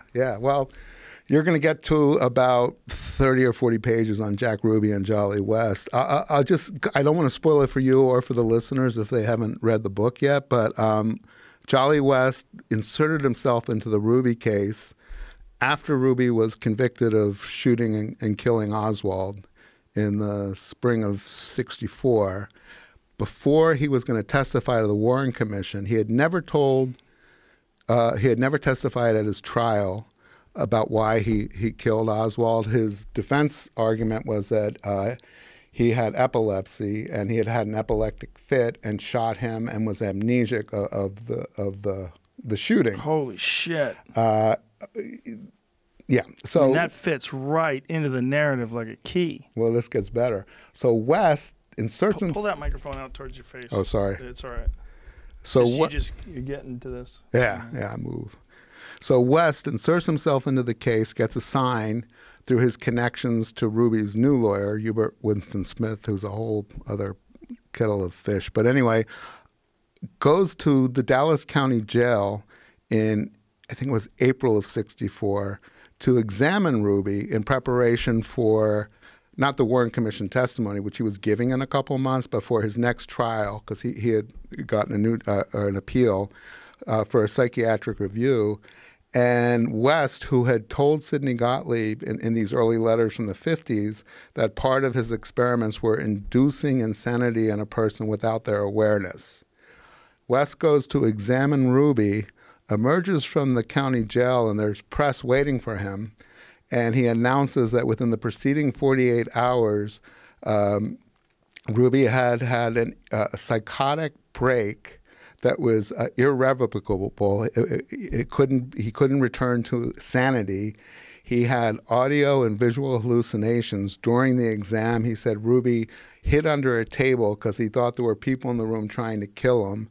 Told West that he could hear children's screams outside his jail cell, as Jewish children, as they were boiled alive. And West said he's completely insane. That was the day. I mean, there was no evidence of Ruby being mentally ill prior to West's exam. West was alone with him in the cell and then treated him for about 6 months. When Ruby finally gave his testimony to the Warren Commission, so Earl Warren, Chief Justice Warren, who was head of the commission, flew down to Dallas with Gerald Ford, who was in Congress and on the commission, and Arlen Specter, the young Arlen Specter, who was an investigator for the Warren Commission, who eventually came up with the magic bullet theory. He called it the magic bullet conclusion. Anyway, the three of them put Ruby under oath, and Ruby babbled, was incoherent, grabbed Arlen Specter, who was like him, Jewish, and he said, "Don't you know they're killing Jews? And they've killed my brother and cut off his legs. I hear them being tortured outside my cell." They couldn't use anything. West, that was one of his objectives in his Mkultra research, was to make people induce insanity without a person's awareness. Was there any contact with Jack Ruby before he killed That Oswald? was, again, that was one of the things I can't tell you how hard. You mean West? Before. You mean West and Yes, Ruby? anyone that could have done something to get Oswald to kill Ruby. No, Ruby to kill Oswald. Ruby to kill Oswald. Ruby had a lot of connections to organized crime and federal. He was part of, which later emerged, the anti-Castro Cuban effort to overthrow Fidel Castro, which was run. It was Operation Mongoose by the CIA. It was an illegal assassination program. Ruby denied being in it, and that's in the book. I found out that, again, through West's papers that I got access to, Ruby admitted never that he stalked and killed Oswald on the orders of anyone, but that he was working with these people who were suspected of being involved in the assassination if there was a conspiracy, and he had never admitted that to anyone. It's only in West's file, and West withheld that. So let's break that down. So for people that don't know, the primary theory of who was responsible if there was a conspiracy to kill Kennedy, and one of the thoughts was that it had to do with some sort of a CIA operation to overthrow Castro. Yeah, well, so the Warren Commission concluded that Oswald acted alone. Right. There was no conspiracy. Allen Dulles, the former head of the CIA, who was fired by John F. Kennedy, was second in command to Judge Warren and the commission. Richard Helms, who was actually Jolly West's employer for Mkultra, was the liaison between the CIA and the commission. So Helms knew that Ruby, who they called their most important witness in their investigation, the Warren Commission investigation, because he was the one who silenced the killer. There could be no trial for Oswald because he was dead. So they tried to learn everything they could about Ruby to see if he had had any meetings with Oswald prior, or if he had connections beyond the superficial ones to organized crime. Was there something deeper? The commission, which I believe was, a joke from the beginning, it was set to determine. I mean, they said in the beginning their objective was to prove that Oswald acted alone. They came up with that conclusion, but after the first Senate intelligence hearings in the early 70s that exposed Mkultra, Chaos, Cointelpro, primarily the Frank Church hearings, they found out that Dulles and Helms and others had lied about the CIA's involvement with Oswald and with their own agents who had these peripheral, we don't know if they were peripheral or not, but definitely encounters with Oswald. They withheld all that. So the House voted to have what they call the House Select Committee on Assassinations that began in 77. In 78, they released their report, which they concluded there was a probable conspiracy to kill Kennedy, that Oswald didn't act alone. And, there's lots of books about that. Yeah. And in their findings, and then later the head of the committee, Robert Blakely, wrote a book where he said that Ruby had acted on behalf of the conspiracy to silence Oswald, that he had stalked him, premeditated the murder, and that the whole thing was part of keeping the secret. So was West a part of that? Again, I can't prove it. I wanted to find out if West had any encounter or any, interaction with Ruby prior to Ruby committing the murder. Couldn't find that. And that's the kind of thing that maybe there's no evidence. Maybe it happened, but there's no evidence. But I wasn't going to put it in the book, and I exhausted every resource I had, Because that one has always been so puzzling for me, because here's this guy that's not connected to the murder, allegedly, and then steps forward and shoots Oswald in front of everybody. Yeah. Sentencing himself. I mean, there's no doubt about it. Yeah. You're the guy who did it. Yeah. Everyone saw it. Right. You're going to go to jail forever. Right. Why would you do that? Well, the first report, which was fabricated by his first lawyer, who admitted this years and years later, he told Ruby to say he did it to spare Jackie Kennedy from having to come to Dallas for a trial of Oswald. Yeah. That was made up. Made no sense. And then Melvin Belli was assigned to the case Ruby fired like 3 lawyers in the first couple of weeks. Then Melvin Belli took over and took it to trial. And his argument was that he had had an epileptic fit and didn't know what he was doing. And when he was grabbed by the cops after he shot Oswald, he said, "Hey, I'm Jack Ruby. What am I doing here? What are you doing to me? Don't you know who I am?" Because he knew all the cops. My argument in my book is it's important. My most important finding is that a CIA contracted agent or researcher for mind control became the most important witness to the Warren Commission. He became that witness's doctor right before he testified and told his story. I go, that should have been disclosed, obviously, to the commission, but they're not going to say it because it's a secret program. Right. And then he goes crazy. I got told by a couple of the people who were, nobody on the commission would talk to me that was alive when I started pursuing them. Gerald Ford wouldn't talk to me. Arlen Specter, I think I mentioned that to you before. There's an interesting, I approached Arlen Specter, who was running for re-election. This was 2002, and told him I had new information, and he had always maintained. He made a lot of money off of his books about justice and the magic. Defending his magic bullet theory. He always said, if anybody comes to me with new evidence, I'll look at it with an open mind. So I had sent him a persuasive letter. Well, his people.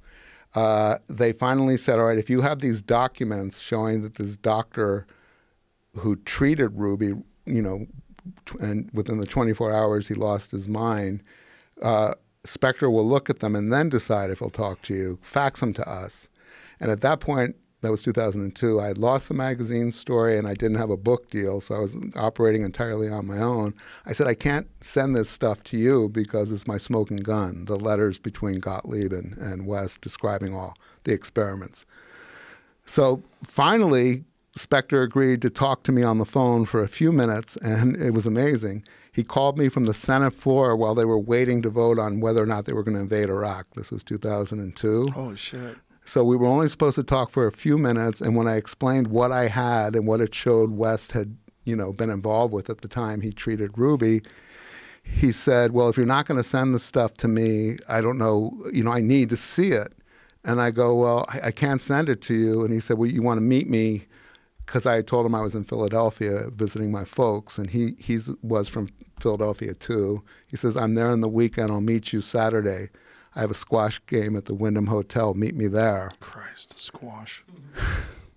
So we had a meeting set up for like 3 days later, and this is something I'm always second guessing about. I made a decision. I don't think I ever really got paranoid during this, but Specter had been a long-term senator. He was running for re-election, and it was the first time in his career that the polls were against him, that his opponent was, they were predicting that Specter was going to lose. He had also, defended this magic bullet theory forever. I mean, more people knew him for the Kennedy assassination than anything else. I thought, so if I do meet with him and I show him these documents, maybe it was grandiose of me too. I thought he's going to go, oh my God, I need to be part of their, exposure. Because if he didn't and walked away from it, I thought they were important enough that he would know that would, once they were publicized and he had the opportunity to say, hey, we need to look into this, and didn't, he would look bad. So then I thought, well, maybe he's going to, two things. He's either going to use it to get publicity, have a press conference and help him in his reelection, or he's going to use it to be the hero of it and run with it before I've published a book, and then I'll just be a footnote, to all this because he took it. So I canceled the meeting the morning of. Oh. I called up his press secretary and his cell phone, like the 3 phones I had for him, and I said, you have to tell Senator Specter, I am so sorry, but there's an emergency. I've got to go back to Los Angeles. I actually was scheduled to go the day after on Sunday. So it was a lie. And I didn't talk to anyone. I just left the message, and I said, I'm so sorry, but obviously I've worked so hard to get this meeting. It's embarrassing, but I have to go back. So I left my parents' place to go to the post office because I had been there for 3 months. I was actually writing the first version of the proposal at their place to get away from my friends and, you know, all the distractions in L.A. And I was only going for like 15 minutes. I go, Mom, if that press secretary calls, I told them I was leaving, so tell him that I just went to the airport and I apologize. And she goes, well, I can't lie to a press secretary. I go, Mom, you got to. So I go to the post office and I come home 15 minutes later and she's like as white as a ghost. I go, what? And she goes, Senator Specter called. I go, you mean the press secretary? She goes, no, he called himself. He wanted to know what happened, why you changed your mind and why you were canceling. And I had to lie to him. And I don't lie. I go, but I lied to the senator. You know, he was a big deal in Pennsylvania back then. And so I don't know if that was a mistake on my part. I think, you know, 2020 hindsight, I should have done it and taken my chances. Who knows what he would have done? I know, that's the thing. A very powerful man. And if he thought that he was in danger, you could have fucking driven off a cliff. I really didn't try to think like that through all those years. I would have thought like that. When it comes to Arlen Specter, I mean, do you know how deep that guy had to be in on that to come up with that wacky magic bullet theory? That theory's so bad. The fact that that actually gets debated and the fact that it never gets brought up that there were more bullet fragments in Connolly's body than there were missing from that bullet. Yeah. And the fact that anyone who knows anything about guns, anyone who's ever shot a gun, who's seen what a bullet, when a bullet shatters bone, what it looks like, would look at that fucking bullet and think that bullet went through 2 human beings. Right. And the fact that the reason why they had to make up this theory in the first place was because a guy was hit by a ricochet on the underpass. Yeah. You know the whole story behind that? Well, here's what I did. I tried not to lose myself any more than I had to in each compartmentalized area I was going into. So with the Kennedy assassination, I just did a superficial, because like Manson, I was never interested in anything so-called conspiracies. Yeah. I'd never cared about Kennedy or the John F. Kennedy assassination, but once I found out that West was connected to Ruby, and again, that was a moment that I was like, oh no. I mean, first it was West and the CIA, and then I'm like, and Ruby? How can I not look at the Kennedy assassination? So I kept my focus narrowly just on Ruby, Oswald, West, Specter. I looked a little bit at the magic bullet and agree with you, but I never did a deep dive into a lot of that stuff. Well, they had to come up with that theory because there was a guy who was hit under the underpass. He was hit by a fragment? No, a bullet hit the curb, and a piece of the curb hit him. So he had been injured. And they recovered that bullet, and they realized that that had been a shot that had hit that area. And so then they had to attribute all of those wounds to one bullet. Right. So they had different bullets. They had the bullet that was the headshot. They had the bullet that hit the curb. And then all the other injuries had to be attributed to one bullet. Yeah. Not only that, there's a different description of the frontal shot. There's a shot when you see Kennedy grabbing his neck. Right. Well, in the hospital in Dallas, it's described as a frontal shot. When they fly the corpse to Bethesda, Maryland, they describe it as a trach hole. Yeah, I've read some of that. Yeah. There's so much of that. The missing involved. Brain. Yes. Yeah. And then, on top of that, the Bugliosi writes a book. I know. To justify the findings of the Warren Commission. There's a great book called Best Evidence by David Lifton, and that book got me down a dark road when I was in my 20s. That's what got me really freaked out about conspiracy theories in the first place, because I would always thought that conspiracy theories were for dull-minded people that didn't spend much time thinking or reading. You know, they just like they like to think that there was a bunch of people just controlling everything. Well, I was the same way. Yeah. Well, then you find out about Mkultra and Operation Midnight Climax and all this different shit. You go, whoa, this is real? This was definitely real? Yeah. Like, what? And then it makes sense. Like, there's video footage of, I believe it's, I think it's British soldiers, where they dosed them up with acid and sent them out into this field. Have you ever seen that video footage? I have not seen that. See if you can find that, Jamie. There's video footage of soldiers on acid, and this is like archived footage of black and white. They did experiments on these soldiers in the 1950s. Yeah, really? They had been doing it for a while. I mean, once Hoffman had figured out how to make LSD and they realized what it could do to people, they didn't know. Here it is. Watch this. Following footage from 1964 experiment testing the effects of LSD on British Marines. You can see it on. You don't have to turn around too. It's on this screen right here. Okay. So this is in what did it say? 1962? Is that what it said? 64. December 64. There it is. December of 64. So these guys are all wandering around on acid. Jesus. And so they dose them up, and then they send these poor fuckers out in the field, and they're just freaking out. They don't know what's going on. Where'd you find this? Oh, this is online. Yeah. Yeah, you could. It's on YouTube. Yeah. But look at these guys just laughing and giggling. These soldiers lying on the ground, laughing hysterically, covering their eyes, and it's all archived footage. Wow. I don't want you to play it now, but is there volume or is it all silent? There's probably a little volume, yeah. Yeah, I don't remember any volume. But look, they're climbing trees and shit. Jesus. Yeah. So this is archived footage, right? This is, they knew what they were doing to these people, and then they filmed them, and this is what they got from Imperial War Museum in London, original footage. Well, if we have films like that from our government, you're not going to see them. Of course. They were, if they weren't destroyed, they're locked up. I mean, that was another big eye-opener for what's kept from us. At one point in 2011, I had a researcher at the Washington Post, a woman there who has been there for years.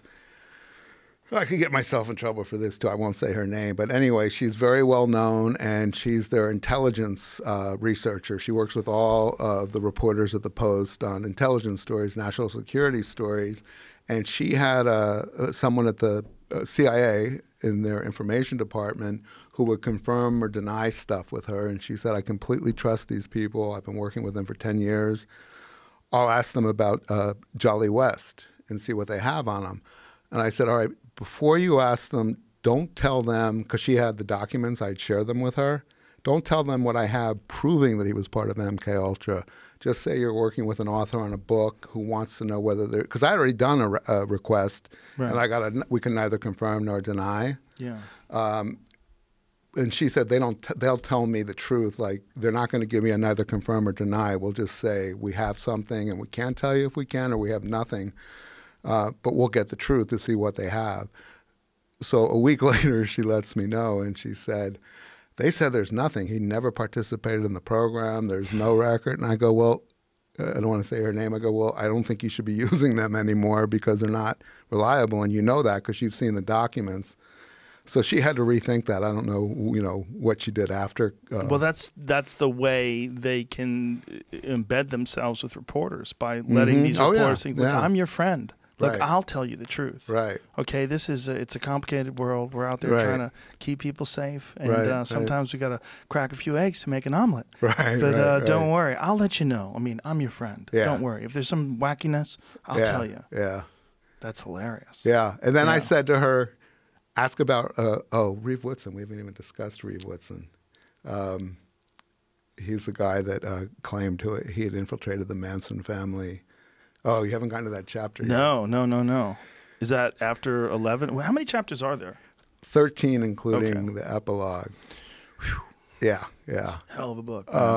Yeah. I mean, there were a lot of spooky people in and around the Spahn Ranch and in and around the family. And this one guy, Reeve Whitson, who was a spook and unfortunately was dead by the time I started reporting. For people who don't know, spook is CIA. Yeah. Some people don't know what that means. Apparently. Yeah, I didn't know what it meant before I started all this. I don't, I mean, maybe if I thought about it, but I wasn't interested. It's a strange terminology. I know. Yeah, spook. Well, it's like a ghost. You don't see them. There's no trace, no record. And this guy, that's how he lived. And I had found out about him in my reporting. First, I got to his attorney, and then to some of his close friends. He lived in Los Angeles, and then he'd disappear for months. Doing undercover work, and he said he wouldn't even tell us who he worked for, but his wife and daughter, who were in Sweden, and other people who said it was the CIA. He told, before he died, a couple of years before his death, 3 or 4 of his closest friends, including his attorney, that he had worked on an operation, and he wouldn't tell them who, but he had infiltrated the Manson family prior to the murders, and his dying regret was he could have prevented them but didn't. He also said that he was at the crime scene after the killers had left, but before the police had arrived, which was like a 4 or 5 hour window. And I was able to confirm, not that he was there those 5 hours, but that he was missing, and that the police set up a watch at his father's house, who he was living with, to try to figure out what was going on. He ended up helping Colonel Tate, Sharon Tate's father, who left his job in military intelligence to help the police in the investigation. He even dressed up like a hippie, right? He dressed up like a hippie, and so did Reeve. And Reeve was a really hardcore right-wing guy. I mean, he was racist, and his daughter sent me pictures of him, and she said once he died, in fact, this is how serious this guy was. Reeve divorced his wife, who was a Swedish model.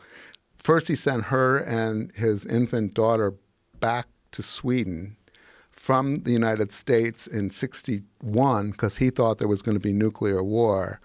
And then in the mid-'60s, he told his wife he had to divorce her and he couldn't have any relationship with his daughter because his daughter was his only vulnerability because of the work he did. That would be how they heard it, even if they lived all the way in Sweden. So the daughter, Liza, who I've never met, but we started talking on the phone and she started sending me materials, didn't meet him until a couple years before his death. He reached out to her, said, I couldn't have any relationship with you because of my work, but I want to do that now. So he flew her to Los Angeles, introduced her to all of his friends, and after he died, she went to his apartment and went through his things and found a picture of him dressed up as a hippie. It's in the book. Yeah. And I mean, it's hard to tell, but it's in a parking lot, and the cars are all like late 60s models. So again, this is one of the parts of the book where I work so hard to try to prove a definite link. I interviewed probably 12 or 13 Manson family members, and I'd show them that picture, and they'd say he looked like any number of guys that came in and out of there. They'd come for a day to screw us, the women would say. Charlie would bring guys in, and we didn't know if they were the ones who were providing drugs or who they were, but yeah, maybe or maybe not, you know. And they were all high most of the time, too. You got to think that Charlie's ability to constantly get out of jail also must have added to his delusions of grandeur. Yeah. Because he felt like he was above the law, because he really kind of was. Yeah, when the sheriffs Smith, would go yeah. into the Spahn Ranch, he would threaten them. He'd say, I've got guys in the hills with guns pointed at you. Yeah. And that's all in the book, and I've got the document in the notes. And he would give everyone acid and then either take a very low dose himself or none at all. Pretend. Yeah. So do you think that this was something, I mean, obviously we're in speculation again, but something that he learned how to do from Smith? That's the question. What David Smith and Roger Smith were looking at was personality change, lasting effects of LSD on the personality. And especially David did something, he called it the psychedelic syndrome. He did this study. He was the one who ran the clinic, and it basically gave Jolly West an office at the clinic to recruit people in the summer of '67. And then Roger, he gave him office space there to conduct what he called the Amphetamine Research Project in '68 and '69. At the period that he was still, they called him the friendly Fed in the Haight because everybody knew he was a federal government person, but he grew his hair longer and grew a mustache to try to blend in, but everybody thought he was a narc, and I guess he was. But David's line of work after his mice research, which people can read about in the book, and mice and violence, was trying to figure out why some people were more susceptible to LSD and having a personality change. They would screen people this was volunteer testing, allegedly, for personality traits. They were trying to find out whether people had precipitating factors in their subconscious. They were actually doing chromosomal studies too, taking blood and seeing how the LSD affect the chromosomes, and why some people would, after one trip, have a complete ideological change. They would go from being, normal teenagers or 20-year-olds to all of a sudden believing in mystical stuff and losing the ego and all the kind of stuff that Manson was trying to find when he was attracting followers, who were more susceptible, who were more suggestible. And that was the research that they were doing at the clinic at the time. Another finding in the book, and I wasn't the first one to find it, but I found more evidence of it. The clinic famously opened, it was nonprofit, and it was funded by the government, and David Smith admitted that. He took funds, and that's one of the reasons he told me he gave Jolly an office there. Was Jolly was well known in the research community. He knew that Jolly would attract government funding, but they were only supposed to be a service to runaway kids and hippies and people who couldn't afford health care. They weren't supposed to be doing research. They weren't supposed to be doing experiments, but they were the entire time. So it was sold as a nonprofit healthcare facility when it was actually a research center for the federal government. And this is interesting, and this could, people might think I'm crazy, but it raises questions. My book came out in last June of 2019. The clinic was open from June of '67. It closed in September of last year, I think it was. It shut its doors for the first time in 52 years. 3 months after your book My came book out. came out, yeah. Oh, geez. And that's one of the biggest disappointments of the book is, because I couldn't answer the largest questions. I could only present, a case for why it sure looked like it might have happened this way, that way, the other way. I was hoping that it would be kind of a call to action, that other people would pick up the ball and run with it, And again, maybe it was my naivety, my grandiosity. But hold on a second, man. It took you 20 years. Why are you on a rush for these people to take up the ball? Now, I wanted some serious journalists, Yes. especially in the cities where these things took place. I mean, I exposed some pretty serious corruption in the DA's office in 1969, and until the OJ trial, the biggest trial in the history of the United States. The one that got more coverage than any other trial until OJ. And I can prove that it was fixed from the very beginning when they switched the lawyers and planted evidence and perjury and stuff like that. They put a former prosecutor in charge of Sharon Tate, or excuse me, of charge of Susan Atkins. Susan Atkins, without her, and they fired her legally appointed attorney. So and brought in someone who would play ball. Yeah. Yeah, and I have the documents, and they went to a judge who was complicit, who agreed to this, and I found all these documents in a file that I wasn't supposed to have access to at the sheriff's office, but I got in the back door through some of the retired guys that got sick of me bugging them for information. But I thought somebody from the LA Times would do a follow-up, just go to verify, confirm, or refute my allegations. They gave me LA Times gave the book a pretty good review, but no stories. I thought there'd be news stories. Maybe I was stupid. Maybe now. Maybe San now. Francisco. Yeah. I mean, there hasn't been a story on, the fact that the clinic closed 3 months after your David book Smith came is out. still alive. Roger Smith's still alive. What about Where are they? I don't want to say where Roger is. Have you talked to either one of them since? That was the other thing. We were sure we were going to get lawsuits. Little Brown was braced for it. I mean, when Bugliosi, he was already dead when I sold it to them, so they weren't so much worried about his family, although his family, they did say, we could be sued by his family because they own Helter Skelter, and they could argue that you diminished the value of Helter Skelter, which I hope I did. And I'd love to have that argument in court. Not a word, but there are, a dozen principal people in that book, many of them not public figures like Roger Smith. David Smith, to an extent, is because he became very well known. Not one of them has either threatened a lawsuit, contacted me, the publisher. I defamed a lot of people. And I think, again, thank God I've got the 60 pages of notes because I think they know they can't argue the points that I'm making. Everything I've exposed is documented. That's why I was so careful about not putting speculation in the book, about not putting stuff in there that I hadn't substantiated or corroborated. Well, I don't think the book made a big enough splash for them. Help me, man.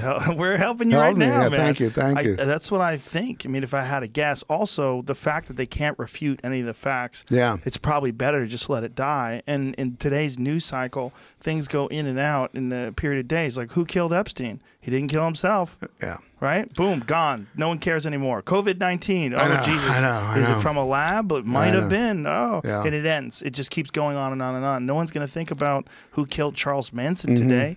We're worried about quarantining and Yeah, I mean, that social was distancing. Tarantino's movie came out, and there were there's tons of press on the family members. Where are they now, or this or that? And again, maybe I was just stupid thinking my book.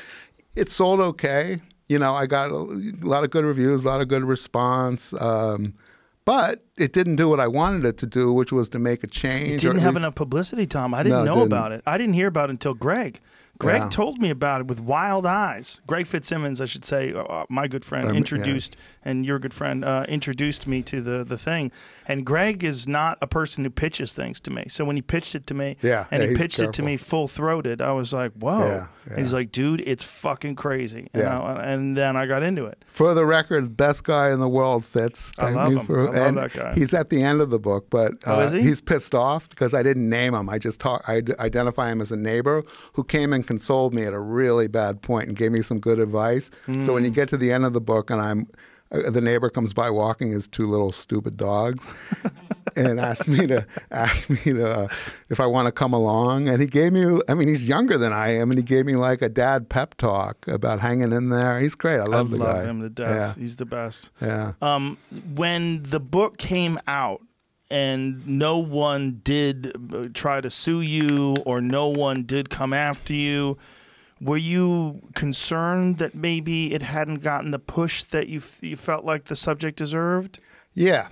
I mean, I was happy because I've never published a book before, and they had a team assigned to it at the publishers. And, you know, we got a lot of publicity, but we didn't get news-making publicity. Well, I think part of the problem, Tom, is that it's a deep book. Yeah, like it's dense. You got to get into it to really piece all. There's a couple of times where I had to go back over things and like try to piece it together, and there's a lot going on and a lot of people to follow. I know. We were going to put a character list up at the front. Oh, that's great. Listen, it's worth doing. Yeah. The juice is worth the squeeze. Yeah. You know, when you get to where I'm at, just beginning chapter 11, you're just like, holy fucking shit. Yeah. It was frustrating, and again, I mean, the bottom line for me was I'm just so happy it's out there in the public realm, because that would have been, I can't imagine dying with this, either being sent into a dumpster somewhere, nobody's seeing this stuff, because I think a lot of it is important. Well, you were pregnant for 20 years. That's what it was. Yeah. And I don't have any kids, so that's a good analogy. You gave birth. Yeah. So now let me ask you this. What is the speculation in terms of Bugliosi's connection? Was he given a narrative? Do you think that they somehow I want to answer that. Yeah. So this is, all right, I'll start without the speculative part, something I can prove. Okay. He was compromised when he was given this case in 1969. It's in the book. I mean, he has family out there, but they know about this. He was involved in a couple cases, the first one before the trial, that are crazy. I mean, when you see the stuff that happened between him and I, you know, all those years later, it makes sense when you see what he was like before he became famous. So in 1965, he had his first child, Vincent Bugliosi Jr. He decided that he wasn't the father, that the milkman was the father. And back in those days, you're too young to know, people used to deliver milk to homes. Yeah, I remember hearing about it. Yeah. So he believed that the milkman was the father. He was a up-and-coming deputy district attorney in Los Angeles. And for about, I think, 12 or 16 months, he stalked his milkman, trying to get him to take a blood test to prove that he fathered his wife's child. Jesus Christ. It got so bad that they had to, they stopped letting their kids take the bus home from school. They had two young kids. They didn't know who he was. He wouldn't tell them who he was. All he would say was, the milkman had left the job a month after his wife found out she was pregnant, Vince's wife. Vince, in his delirium, decided that he was fired because he had gotten, clients or people he delivered milk to pregnant. So he was writing them anonymous letters, following the kids. This is one thing I did here. I heard from the little girl, who's now a grown woman, read about this in my book, and she sent me a letter, and she goes, "You only got half of it." He said, "He terrorized us." She said, my father, the milkman, had a nervous breakdown. She said, "He came to my school and picked me up. And he took me to a toy store, bought all these toys for me, whatever I wanted, brought me to the house, and he had a driver, and he left me at the end of the driveway. My mom came out, and I was like so happy. I was like 5 or 6 years old. I had all these gifts, and she goes, get into the house.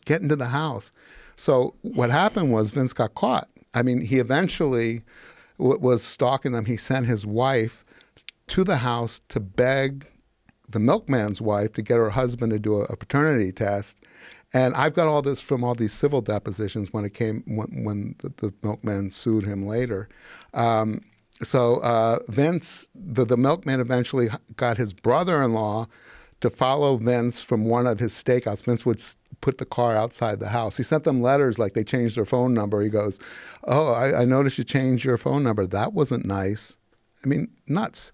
So the milkman followed Vince, or his brother-in-law did, got the plate number, found out who he was and that he was at the DA's office, called his personal attorney, and the personal attorney called Vince, and they had a meeting between Vince, the milkman, the milkman's wife, and Mrs. Bugliosi.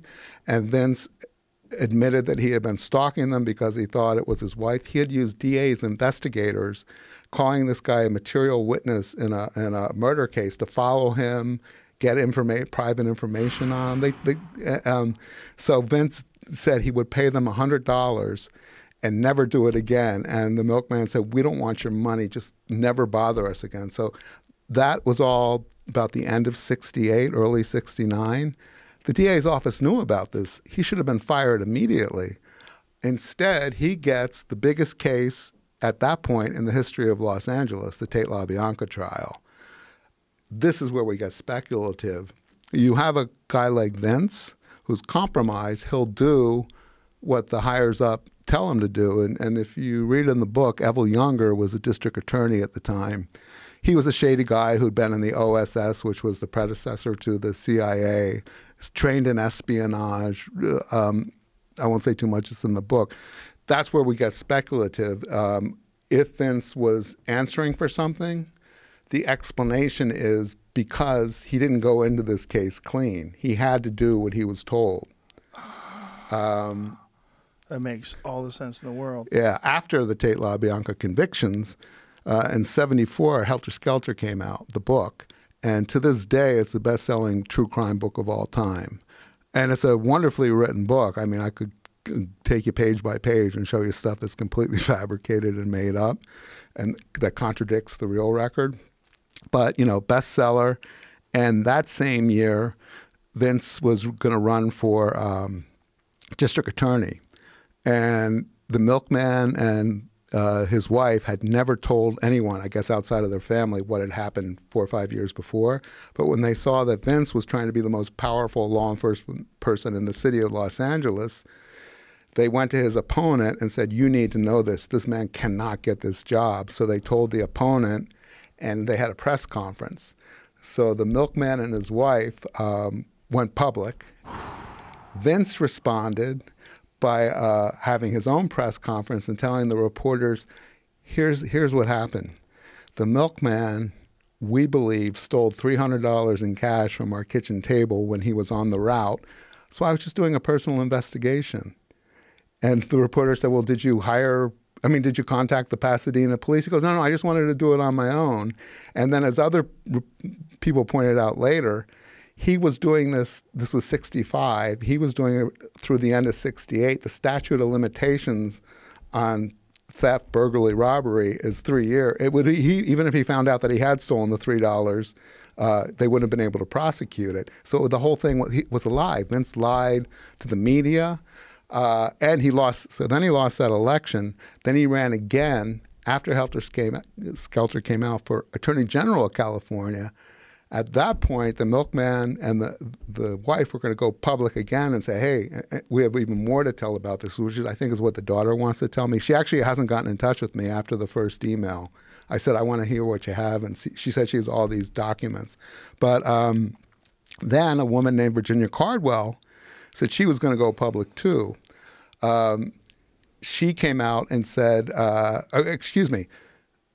after Vince told the world that the milkman had stolen $300 for him, the milkman and his wife filed a civil suit against Vince and Gail, his wife, because Gail also publicly said with Vince in an interview that that's the truth. It was all about this petty theft. They sued them for defamation, and they settled, and Vince paid them, I think it was $12,000 in cash and $100 bills. And, part of the agreement was they weren't allowed to talk about it. They couldn't say they'd gotten any money, and he would only give it in cash, so they couldn't trace it to him. I ended up getting all the documents. It took a long time, but I got them. Then when they went public again, when he was running for attorney general, they were subject to, being in violation of that. But they said he can't, then we'll tell everything he doesn't want to tell. He lied under oath in depositions. So did his wife about the stalking. So in 1973, Vince had an affair with a woman named Virginia Cardwell. Virginia Cardwell was Catholic. She got pregnant. She told Vince that she was pregnant with his child, and Vince said she had to get an abortion. And she said, I can't get an abortion. I'm a Catholic. She was a single mother. He said he would set it up. He had a doctor. It was still illegal then. And he gave her the money to pay the doctor. And then he called her, and she said she had gotten the abortion. Everything was fine. Then he called the doctor. Violating HIPAA rules, the doctor said, actually, I've never heard from this woman. I didn't give her the procedure. So Vince went to her house and beat the hell out of her. And I've got all those depositions too. He just, according to her story to the police, because she reported it, he dragged her across the floor by the hair, sat in her and punched her again in the face, told her she had to get an abortion. She miscarried after that episode. Oh, she went to the Santa Monica police as soon as he left and reported it. And nobody would have known about it, but a reporter saw it on the police wire service or whatever. So the next day it was on the front page of all the LA papers that Vince Bugliosi had been accused of battery of a woman who said that he wanted her to have an abortion and she wouldn't. So Vince went to the police, told them she was lying. She was a client that he had had one phone consultation with, never met her face to face. And she was trying to embarrass him because he wanted her to pay him $200 or $300. He defamed her like he did the milkman. He made up a story. And worse this time, he told that to the police. This was in their investigation of the battery. He lied to the police that it had not happened. But here's what happened. The next day, after the newspapers reported it, and Vince said it was a lie, and he told the police that, Vince went back to her apartment with his secretary and a typewriter, and he held her hostage. I know this sounds crazy. It's in the book at the end. Held her hostage for, I think, 3 or 4 hours, begging her and then bullying her, and he might have hit her then too, I can't remember, to go to the police and say that she had made the whole story up. His secretary was there, because once he got her to agree to do it, she wrote up backdated the bill for the money and had Virginia sign it. Oh, my God. So Virginia finally agreed to go to the police. He said, look, you're going to be charged with filing a false report, which is a felony. Well, it's a misdemeanor, but it could go to a felony.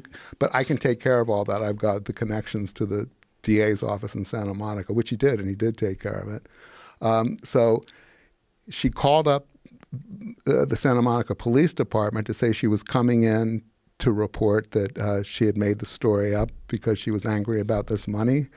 And the cop said right away he knew that something was wrong in the tremor of her voice. And he said, we'll come get you. And Vince was on the other line, and she's going, no. He's saying, no, they can't come here. So she said, no, I'm coming. And they said, okay, we'll see you when you get here. And then they dispatched 2 cops to her apartment. Now, this had never been public before I found it. It did become public about what happened Vince got away with denying it. The cop that went to see what was going on and to get her, a guy named Michael Landis, he was retired in Santa Monica. I got his name from the reports. He said, oh yeah, Vince was at the house. He wouldn't let us in. He said he and his partner, Robert Steinberg, were there, and she's cowering behind them crying.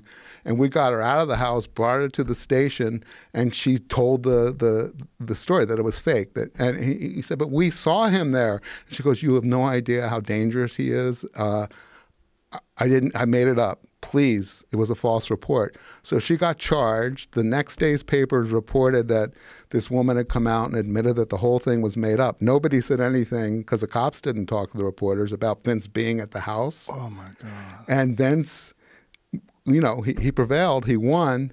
Then when he ran for Attorney General of California in '76, Virginia Cardwell went public. And then Vince told the same lie about her. He had never seen her face to face. She was trying to get $200 or $300 from him for a phone or not pay the money for a phone consultation. He lost the Attorney General's race when she went public, and again with the milkman and mistress. Then she sued Vince, same thing. He lied in the depositions, and then when he got caught with the other people who could show that they'd been together and there was a history of, they had had an affair for like 6 months, he resolved it and paid her substantial amount of money to go away.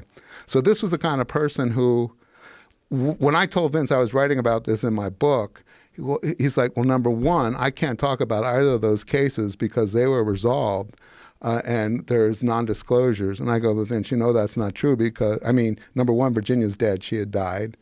So she can't sue you. And she went public, and so did the Wiesels, the milkman and the mistress.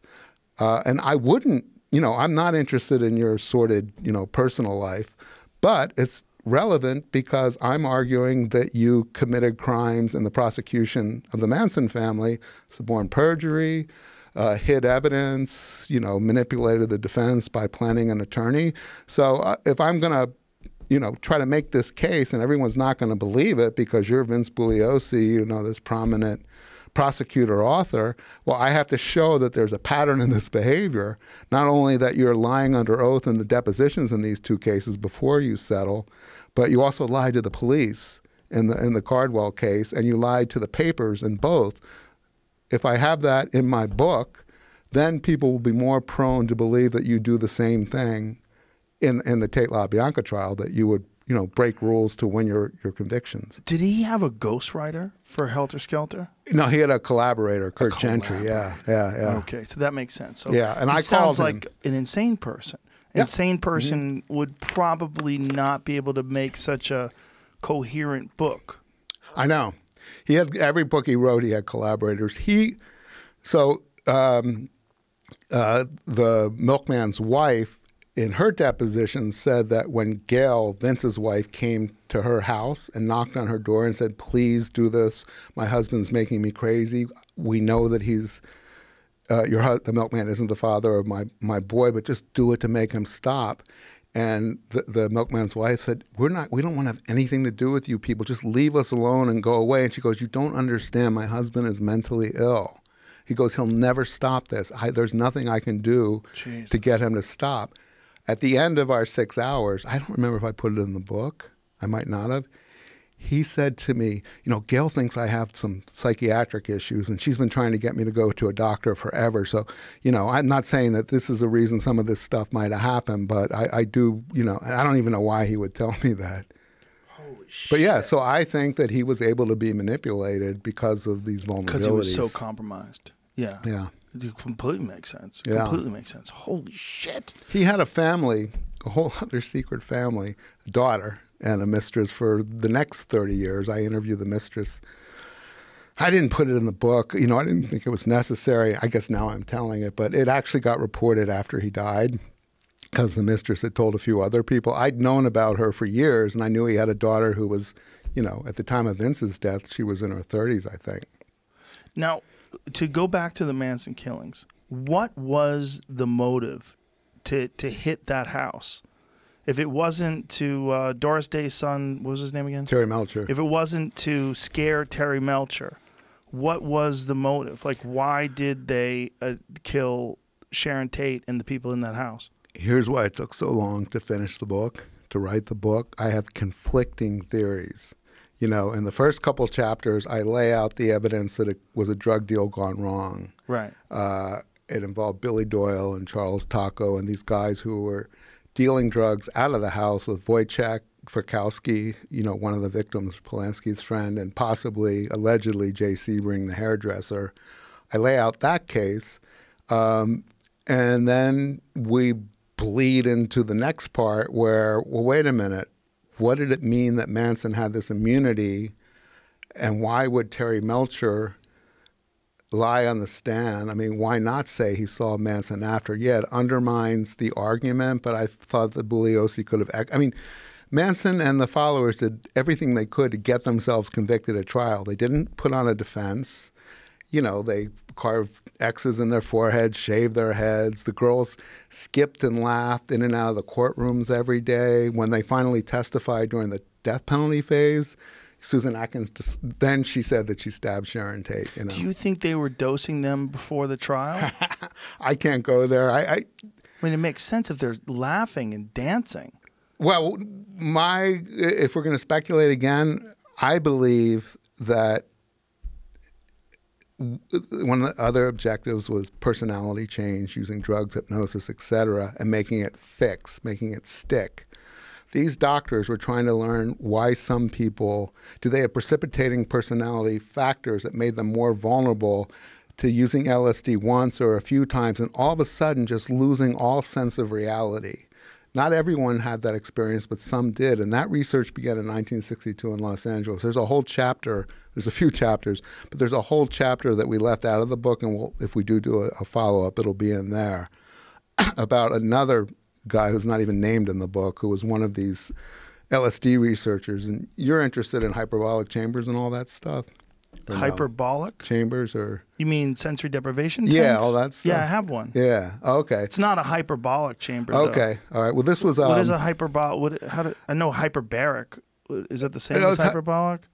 That's the increased oxygen for recovery from injuries? Yeah, well, so there was a group... It would have been a fascinating chapter. There was a group of people, artists, educators, but they were all kind of like beatniks and stuff, that lived on Topanga Beach in this community that of abandoned fisherman shacks that had been there when the PCH went up in like the 30s and 40s.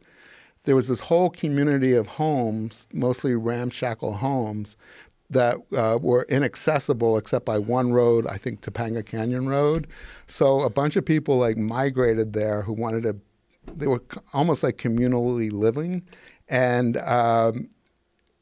there were, I think, about 30 of them, and they renovated them, and they were beautiful little places. They all got destroyed when they turned that into a park in the, I think, early 70s or mid 70s. But one of the guys there, Paul Rowan, was an LSD researcher at UCLA doing the same kind of research Wes was doing, but as early as 62. But unofficially, he and, I don't know if you know who Oscar Janiger was, he was one of the first doctors, psychiatrists in Los Angeles who got LSD from Sandoz for his patients. But there was a group of these people that lived there, and one of them was named Parry Bivens, and he was a diver. And he was a trust fund medical student, a lot of money, and he built a hyperbolic chamber and put gases in it. His objective was to try to learn a way to dive. They were all deep-sea divers. Well, a bunch of these guys dived to the depths that people hadn't dove to before by learning how to deprive their brains of oxygen for longer and longer times. They got access to LSD. They were the first ones, supposedly civilians in the United States, to have access to LSD, not through military or CIA experiments, as early as 1954, 55. And then by the early 60s, everybody who knew where to get LSD from this community. And Tex Watson moved there, who was the main killer in 68, and lived among these guys who were doing this early research into mostly, the one guy, Paul Rowan, personality change. It's so complicated about why it's important that Watson was with this community prior to joining Manson, and what happened to him as far as his personality changed even before he met Manson, which was the summer of '68. But I guess I'll save that for the next chapter. God. Yeah. So the motive, though, to get back to the motive. The motive, yeah. For the so the official motive was a double. I mean, Bugliosi said in his closing arguments that the main motive was to ignite helter-skelter, a race war. The sub-motive was to instill fear in Terry Melcher because he had rejected Manson. Right. So you're saying, well, then if it wasn't those, then what was it? Right. All right. If you look at the Cointelpro objectives, which was to diminish to neutralize the left-wing movement, to make them look horrible, evil, bad, and this is what drugs are going to do to your kids. The kind of outcome that these murders had was to make the hippies the boogeyman. I mean, the biggest boogeyman in United States history, I don't know forever, but at least until the 70s, became Charlie Manson.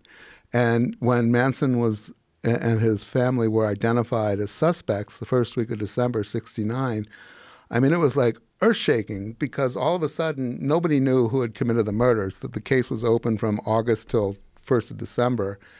You have photos on the front page of every paper in the world of these hippie women, nursing children, living communally, who are accused of these horrible, brutal slayings. And the argument was, and what the reporters were reporting was, they had gone crazy on LSD and free love and the hippie ethic. And that was the same thing Chaos and Cointelpro were trying to do. They were trying to damage the youth revolution, the youth movement. Why do you think they targeted that house, though? So J. Edgar Hoover, when he had the Cointelpro operation, he wrote an L.A. agent wrote a memo to Hoover saying what we have to do. This is when they were mostly battling the Panther, trying to neutralize the Panthers in L.A., was go after the whites, the elite whites, the Hollywood whites who were supporting the Panthers. There was something called the White Panther Party that began in L.A. '67 or '68. Jane Fonda, Warren Beatty, Cass Elliot. Those three were actually under surveillance by the FBI. They were part of this group, Donald Sutherland, and they were basically Leonard Bernstein. They supported the Panthers. They raised money. So in this one memo, which I think it was the winter of '68, I got the date in the book, said that what we have to make the whites think is that when the revolution finally happens, when the blacks rise up, they'll be lined up with everybody else and slaughtered. So if you look at that memo, that was part of their operation, which was they did it by sending letters, making, the whites scared. So that, I hate to speculate, but I think people will draw that conclusion if you read the book, that this could have been a Chaos or Cointelpro operation to turn, the world, the nation, the culture against hippies, the left wing, the Black Panthers. And they picked that house because it was high profile, because Sharon Tate was in it? It actually, not because Sharon Tate was there. Well, her and Polanski, and that's one thing that Tarantino, I don't think he showed the parties at the house. They were like the social center of Hollywood. It wasn't just the movie people, it was the music people. And Terry Melcher and Kenny Bergen lived there for 2 years before. That was a party house. Everybody went in and out of there. It kind of represented the elite of movies, music, Hollywood, white people. So that would have been a very high-profile place to hit. Target, yeah. Because all the people in that community, in the Hollywood community, would then also be aware that that was a spot that they had been to. Yeah. All these high-profile people had been there. Yeah. It's like Joan Didion wrote in her book, The White Album, that the morning she learned about the murders, and she knew most of the victims, she goes, I knew that the 60s had ended. They were over. There was also Altamont and, not a whole lot else, but that was like a cultural watershed moment. But the LaBianca killings were fairly random. Yeah, and that's a regret I have. That house was just up for sale, Yeah. Just really recently. Yeah, I heard, really cheap. Yeah, yeah. I mean, they changed the number on the street. Still though. Yeah, yeah. Not this yellow house. I know the La Bianca house on Waverly Drive in Los Feliz. Yeah. It was, oddly enough, when I knew it was for sale, I was really interested. Not to buy it, but I was like, wow, that's crazy. Like, imagine someone buying the house where the killings took place. But it was so long ago, it wouldn't be that creepy for some weird reason. The house on the other side is the former convent that Katy Perry's been fighting in court with the nuns or the church to buy. This has been going on for a couple of years. I don't know if it's been She's trying to buy a convent? Yeah. Why? It's a big, beautiful home that had been turned into a convent, like a retirement home for nuns. Mm-hmm. And when the church really hit hard times financially, they told the nuns they were going to have to leave there because they were selling it. So the church, I think, sold it to Katy Perry. And then some of the nuns hired a lawyer because they didn't want to leave. I didn't look too closely at it, but I just know that the whole thing is in dispute. That's hilarious. And that's on the other side of the La Bianca house. Oh, wow. So the whole area is haunted. So did they target the La Bianca house for any reason? All right. So the book is about 500 pages long. I didn't put anything in there about the La Bianca case and what I learned. We also, withheld our chapters on the RFK assassination, Sirhan. Jesus Christ. That's all connected too? It's 20 years of reporting, yeah. I mean, in the Sirhan assassination of Robert Kennedy, it was same cops investigated it, same district attorney's office prosecuted it. And if you want to take a deep dive into that, Sirhan's amnesia of how he ended up in the pantry that night. Oh, Jesus Christ. I actually filmed an episode of Fear Factor at that hotel. Because the hotel's being used now for that, and I walked through that pantry. You can walk through the very area. I was there too. It's torn down now. They made it a public school. I mean, they built a public school, but there was a crucifix carved into the floor, the cement floor, where Robert Kennedy fell. Oh, Jesus. Yeah.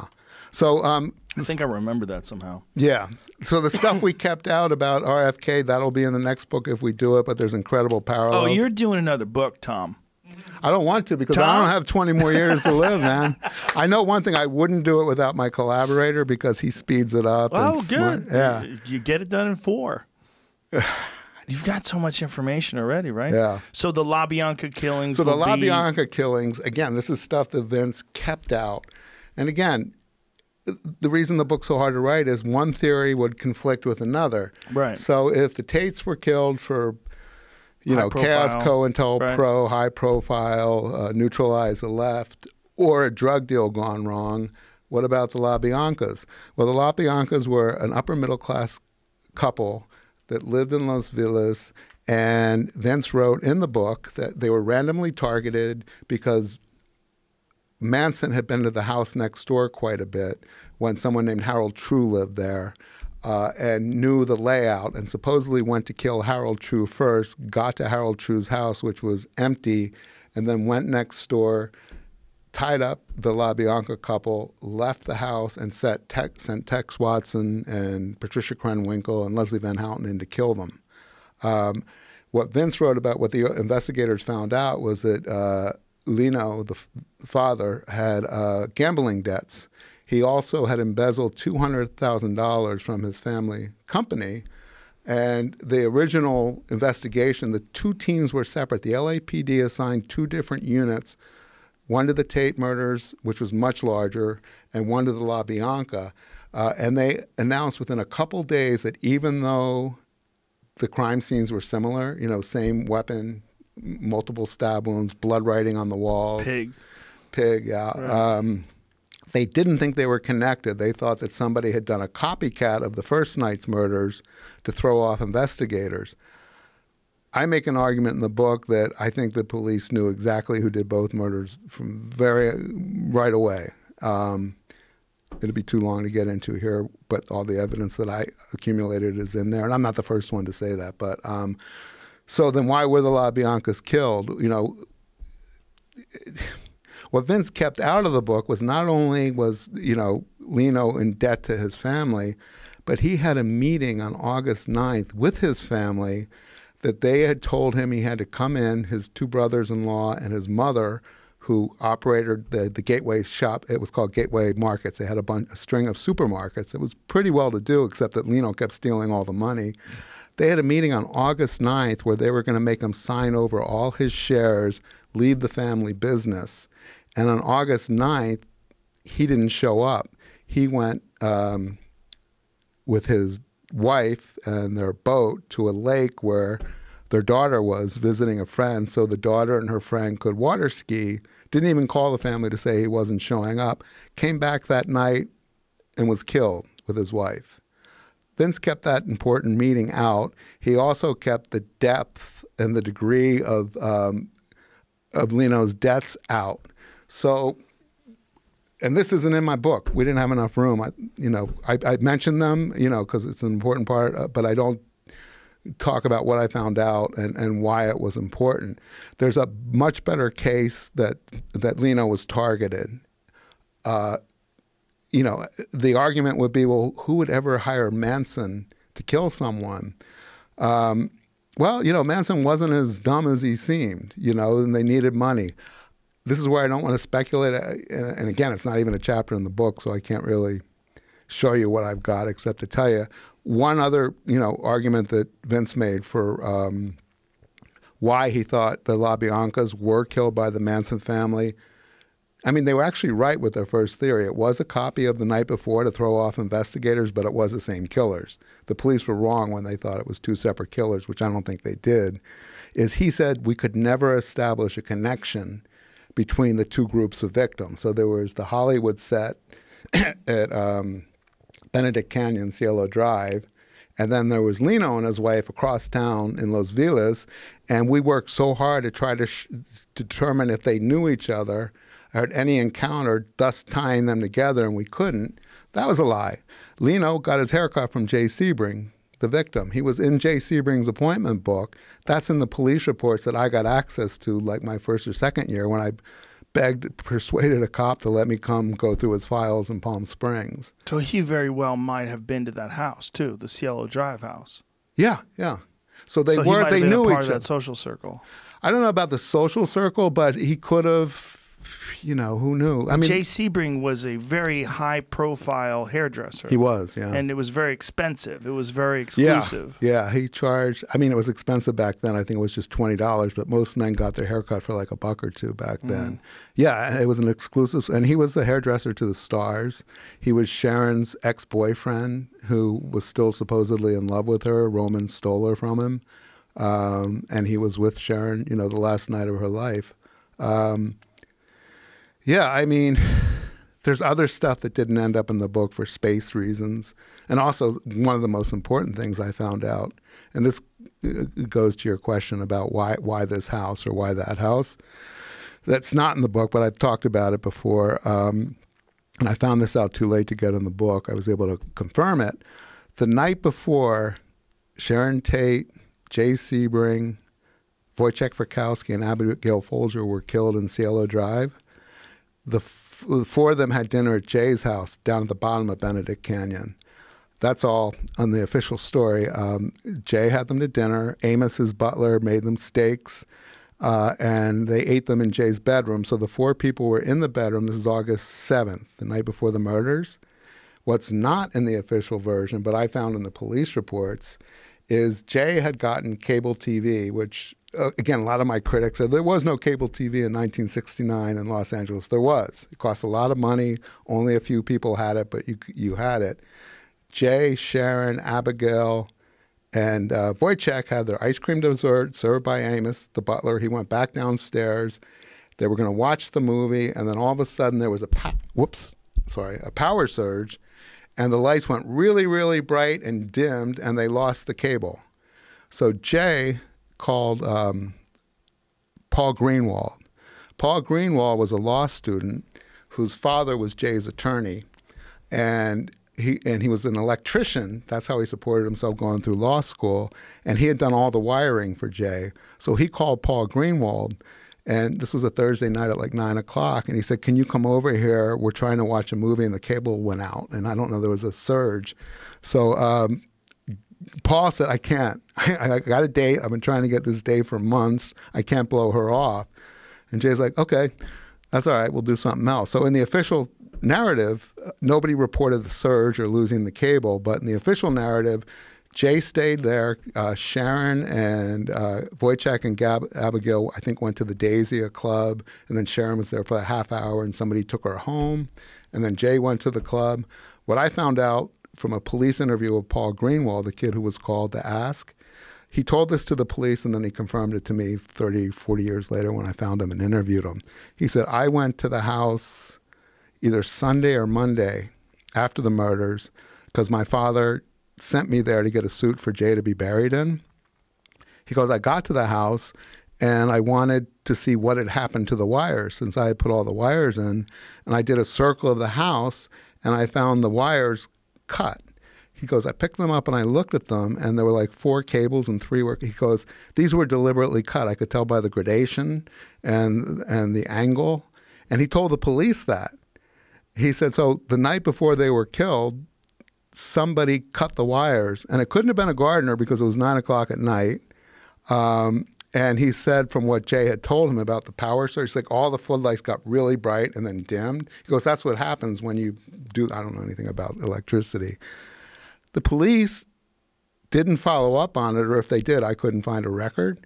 And I found Alvin Greenwald and I said, you know, your police report, which I have, completely upends the prosecution's argument that these people were random because Tex Watson the next night cut the wires at the Tate house, the phone wires, and then they went into the house and killed everybody.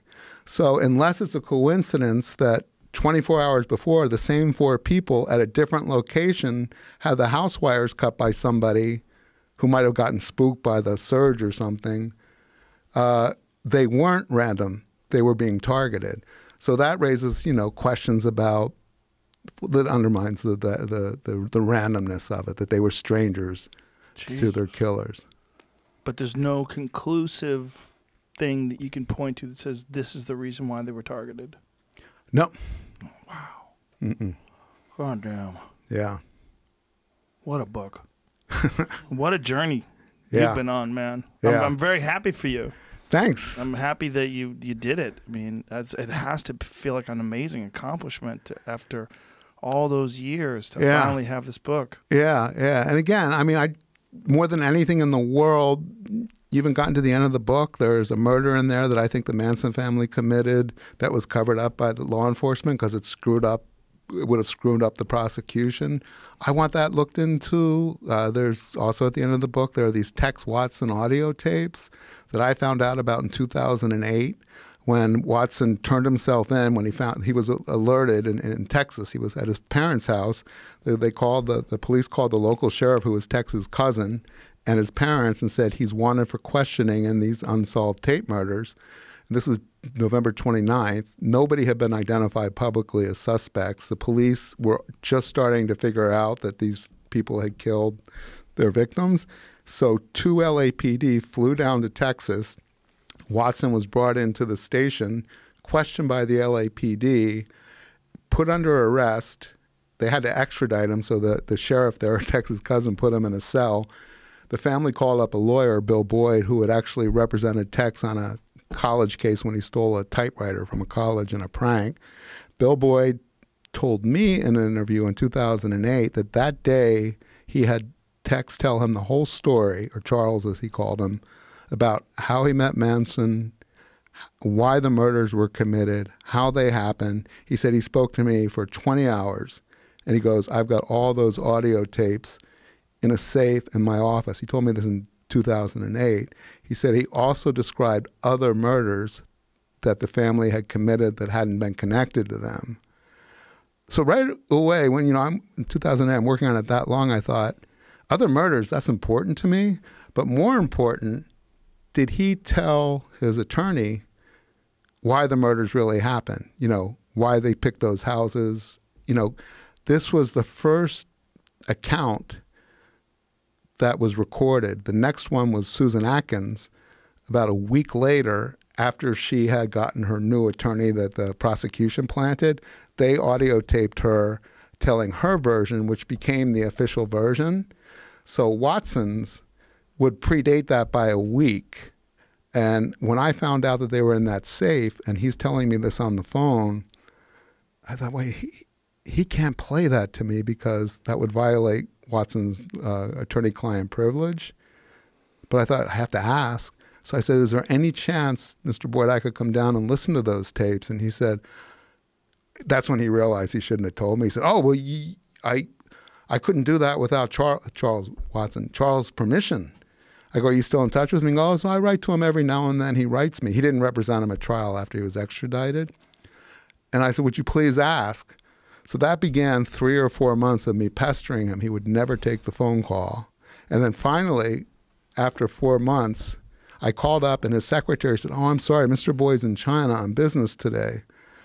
And I said, well, you have to tell him I'm not going to wait anymore. I'm going to write to Charles and tell him what he told me. I go, if there's other bodies out, I mean, I didn't let them know that I was more interested in the motive story. But I said, if there's, and I was interested in this too. I go, if there's other bodies or victims out there who have never been connected, or even, we don't even know if the remains were uncovered because there's a lot of evidence that there might have been people killed out in the desert and buried there. I go, I need to know that. And she said, okay, I'll tell him.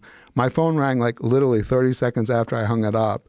And I had caller ID, and it was from his Texas office. He goes, this is Bill Boyd. You cannot call Charles and tell him I told you that. I said, Mr. Boyd, you haven't called me back for 4 months. He goes, well, I'm telling you now, you can't do that. I go, well, are you going to, get his permission? He goes, yeah, you just have to be patient. I go, I can't wait anymore.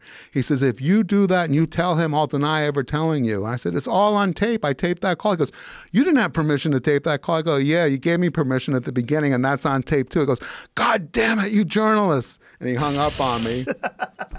You journalists. Yeah. He lumped you in with all of them. He said, his wife is a TV anchor. He goes, my wife's I know how you people work. I go, you gave me permission. It's on the audio tape. Wow. So he died 6 months later on the treadmill. Oh, my God. Probably thinking about you. And his firm went bankrupt. And then it wasn't until 2 or 3 years later, and it's all in there, the backstory, but I finally went to try to get the tapes again and found out he had died, found out that the tapes were in the possession of the trustee who was, waiting for the bankruptcy to be resolved. And it took me 3 or 4 months of back and forth and to try to get them to release the tapes to me. And I made an argument for why they weren't protected anymore. Again, long story short, I was sharing information with the deputy DA in Los Angeles who I thought was friendly.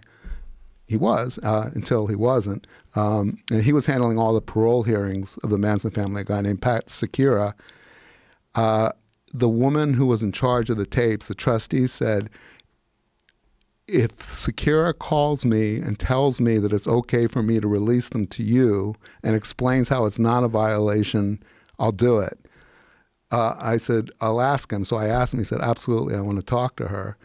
And I said, great. A day later, I get a call from Secura. He goes, you're not going to believe it. She's releasing the tapes to us.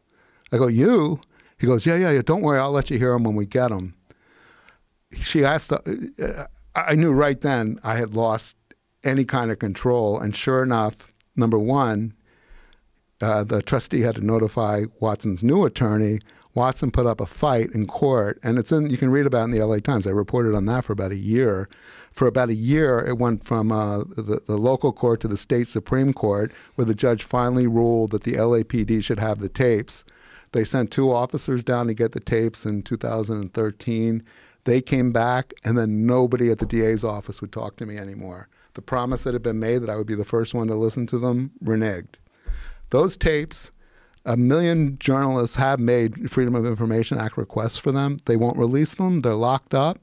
Leslie Van Houten's attorney wants them. He thinks it'll help her at her parole hearings because he thinks there's information on there to show that she's been telling the truth all these years. He's gone to the state Supreme Court through other courts. They've locked them down. It's 20 hours, first account of how and why these murders occurred, and they're not releasing them. Holy shit. I think it's because the truth is on there. Holy shit. Yeah. What is that truth? I don't know. Maybe, you've got a wide audience. Maybe other people will come forward. I would just be happy if some paper like the LA Times, New York Times, Washington Post assigned some reporters just to go through my reporting and see if I've made shit up or if it all plays out, and then does a little bit of additional reporting. A lot of these people are dying, they're getting old, but a lot of them are still alive and they could be interviewed. Well, I hope they do, Tom. And anybody, go get this. Yeah. Chaos, Charles Manson, the CIA, the secret history of the 60s, Tom O'Neill. It's amazing. Tom. Let me say one more thing. Yes, please. If people want to see the actual documents, I have an Instagram and a Facebook page where I've put them up. There's also excerpts of my interviews with Bugliosi, Manson, some of the really important stuff where I put the audio tapes up. So what you can't get in the book or even in the footnotes, you can see online. If you just Google my name, Manson, and Instagram or Facebook. There it is right there. I'm asking. Yeah, that's the Instagram Chaos, one. Charles Manson. Yeah, and if you scroll down, Instagram. there's tons of that stuff. Thank you so much, Joe. My pleasure. Are we allowed to shake Tom. hands? Yeah, we can shake hands. We got tested right before this. I know. So it's a requirement for coming in this room. Yes, I'm happy that you don't have it. I know. Thanks for letting me know that. I mean, it was a distraction for not being nervous about this, worried about my test results. Well, we got it, and we got the book, and I really appreciate you, man. That was really, really a lot of fun. I really enjoyed it. Thank you very much. I appreciate it. All right, bye, everybody. I know. Fitz told me.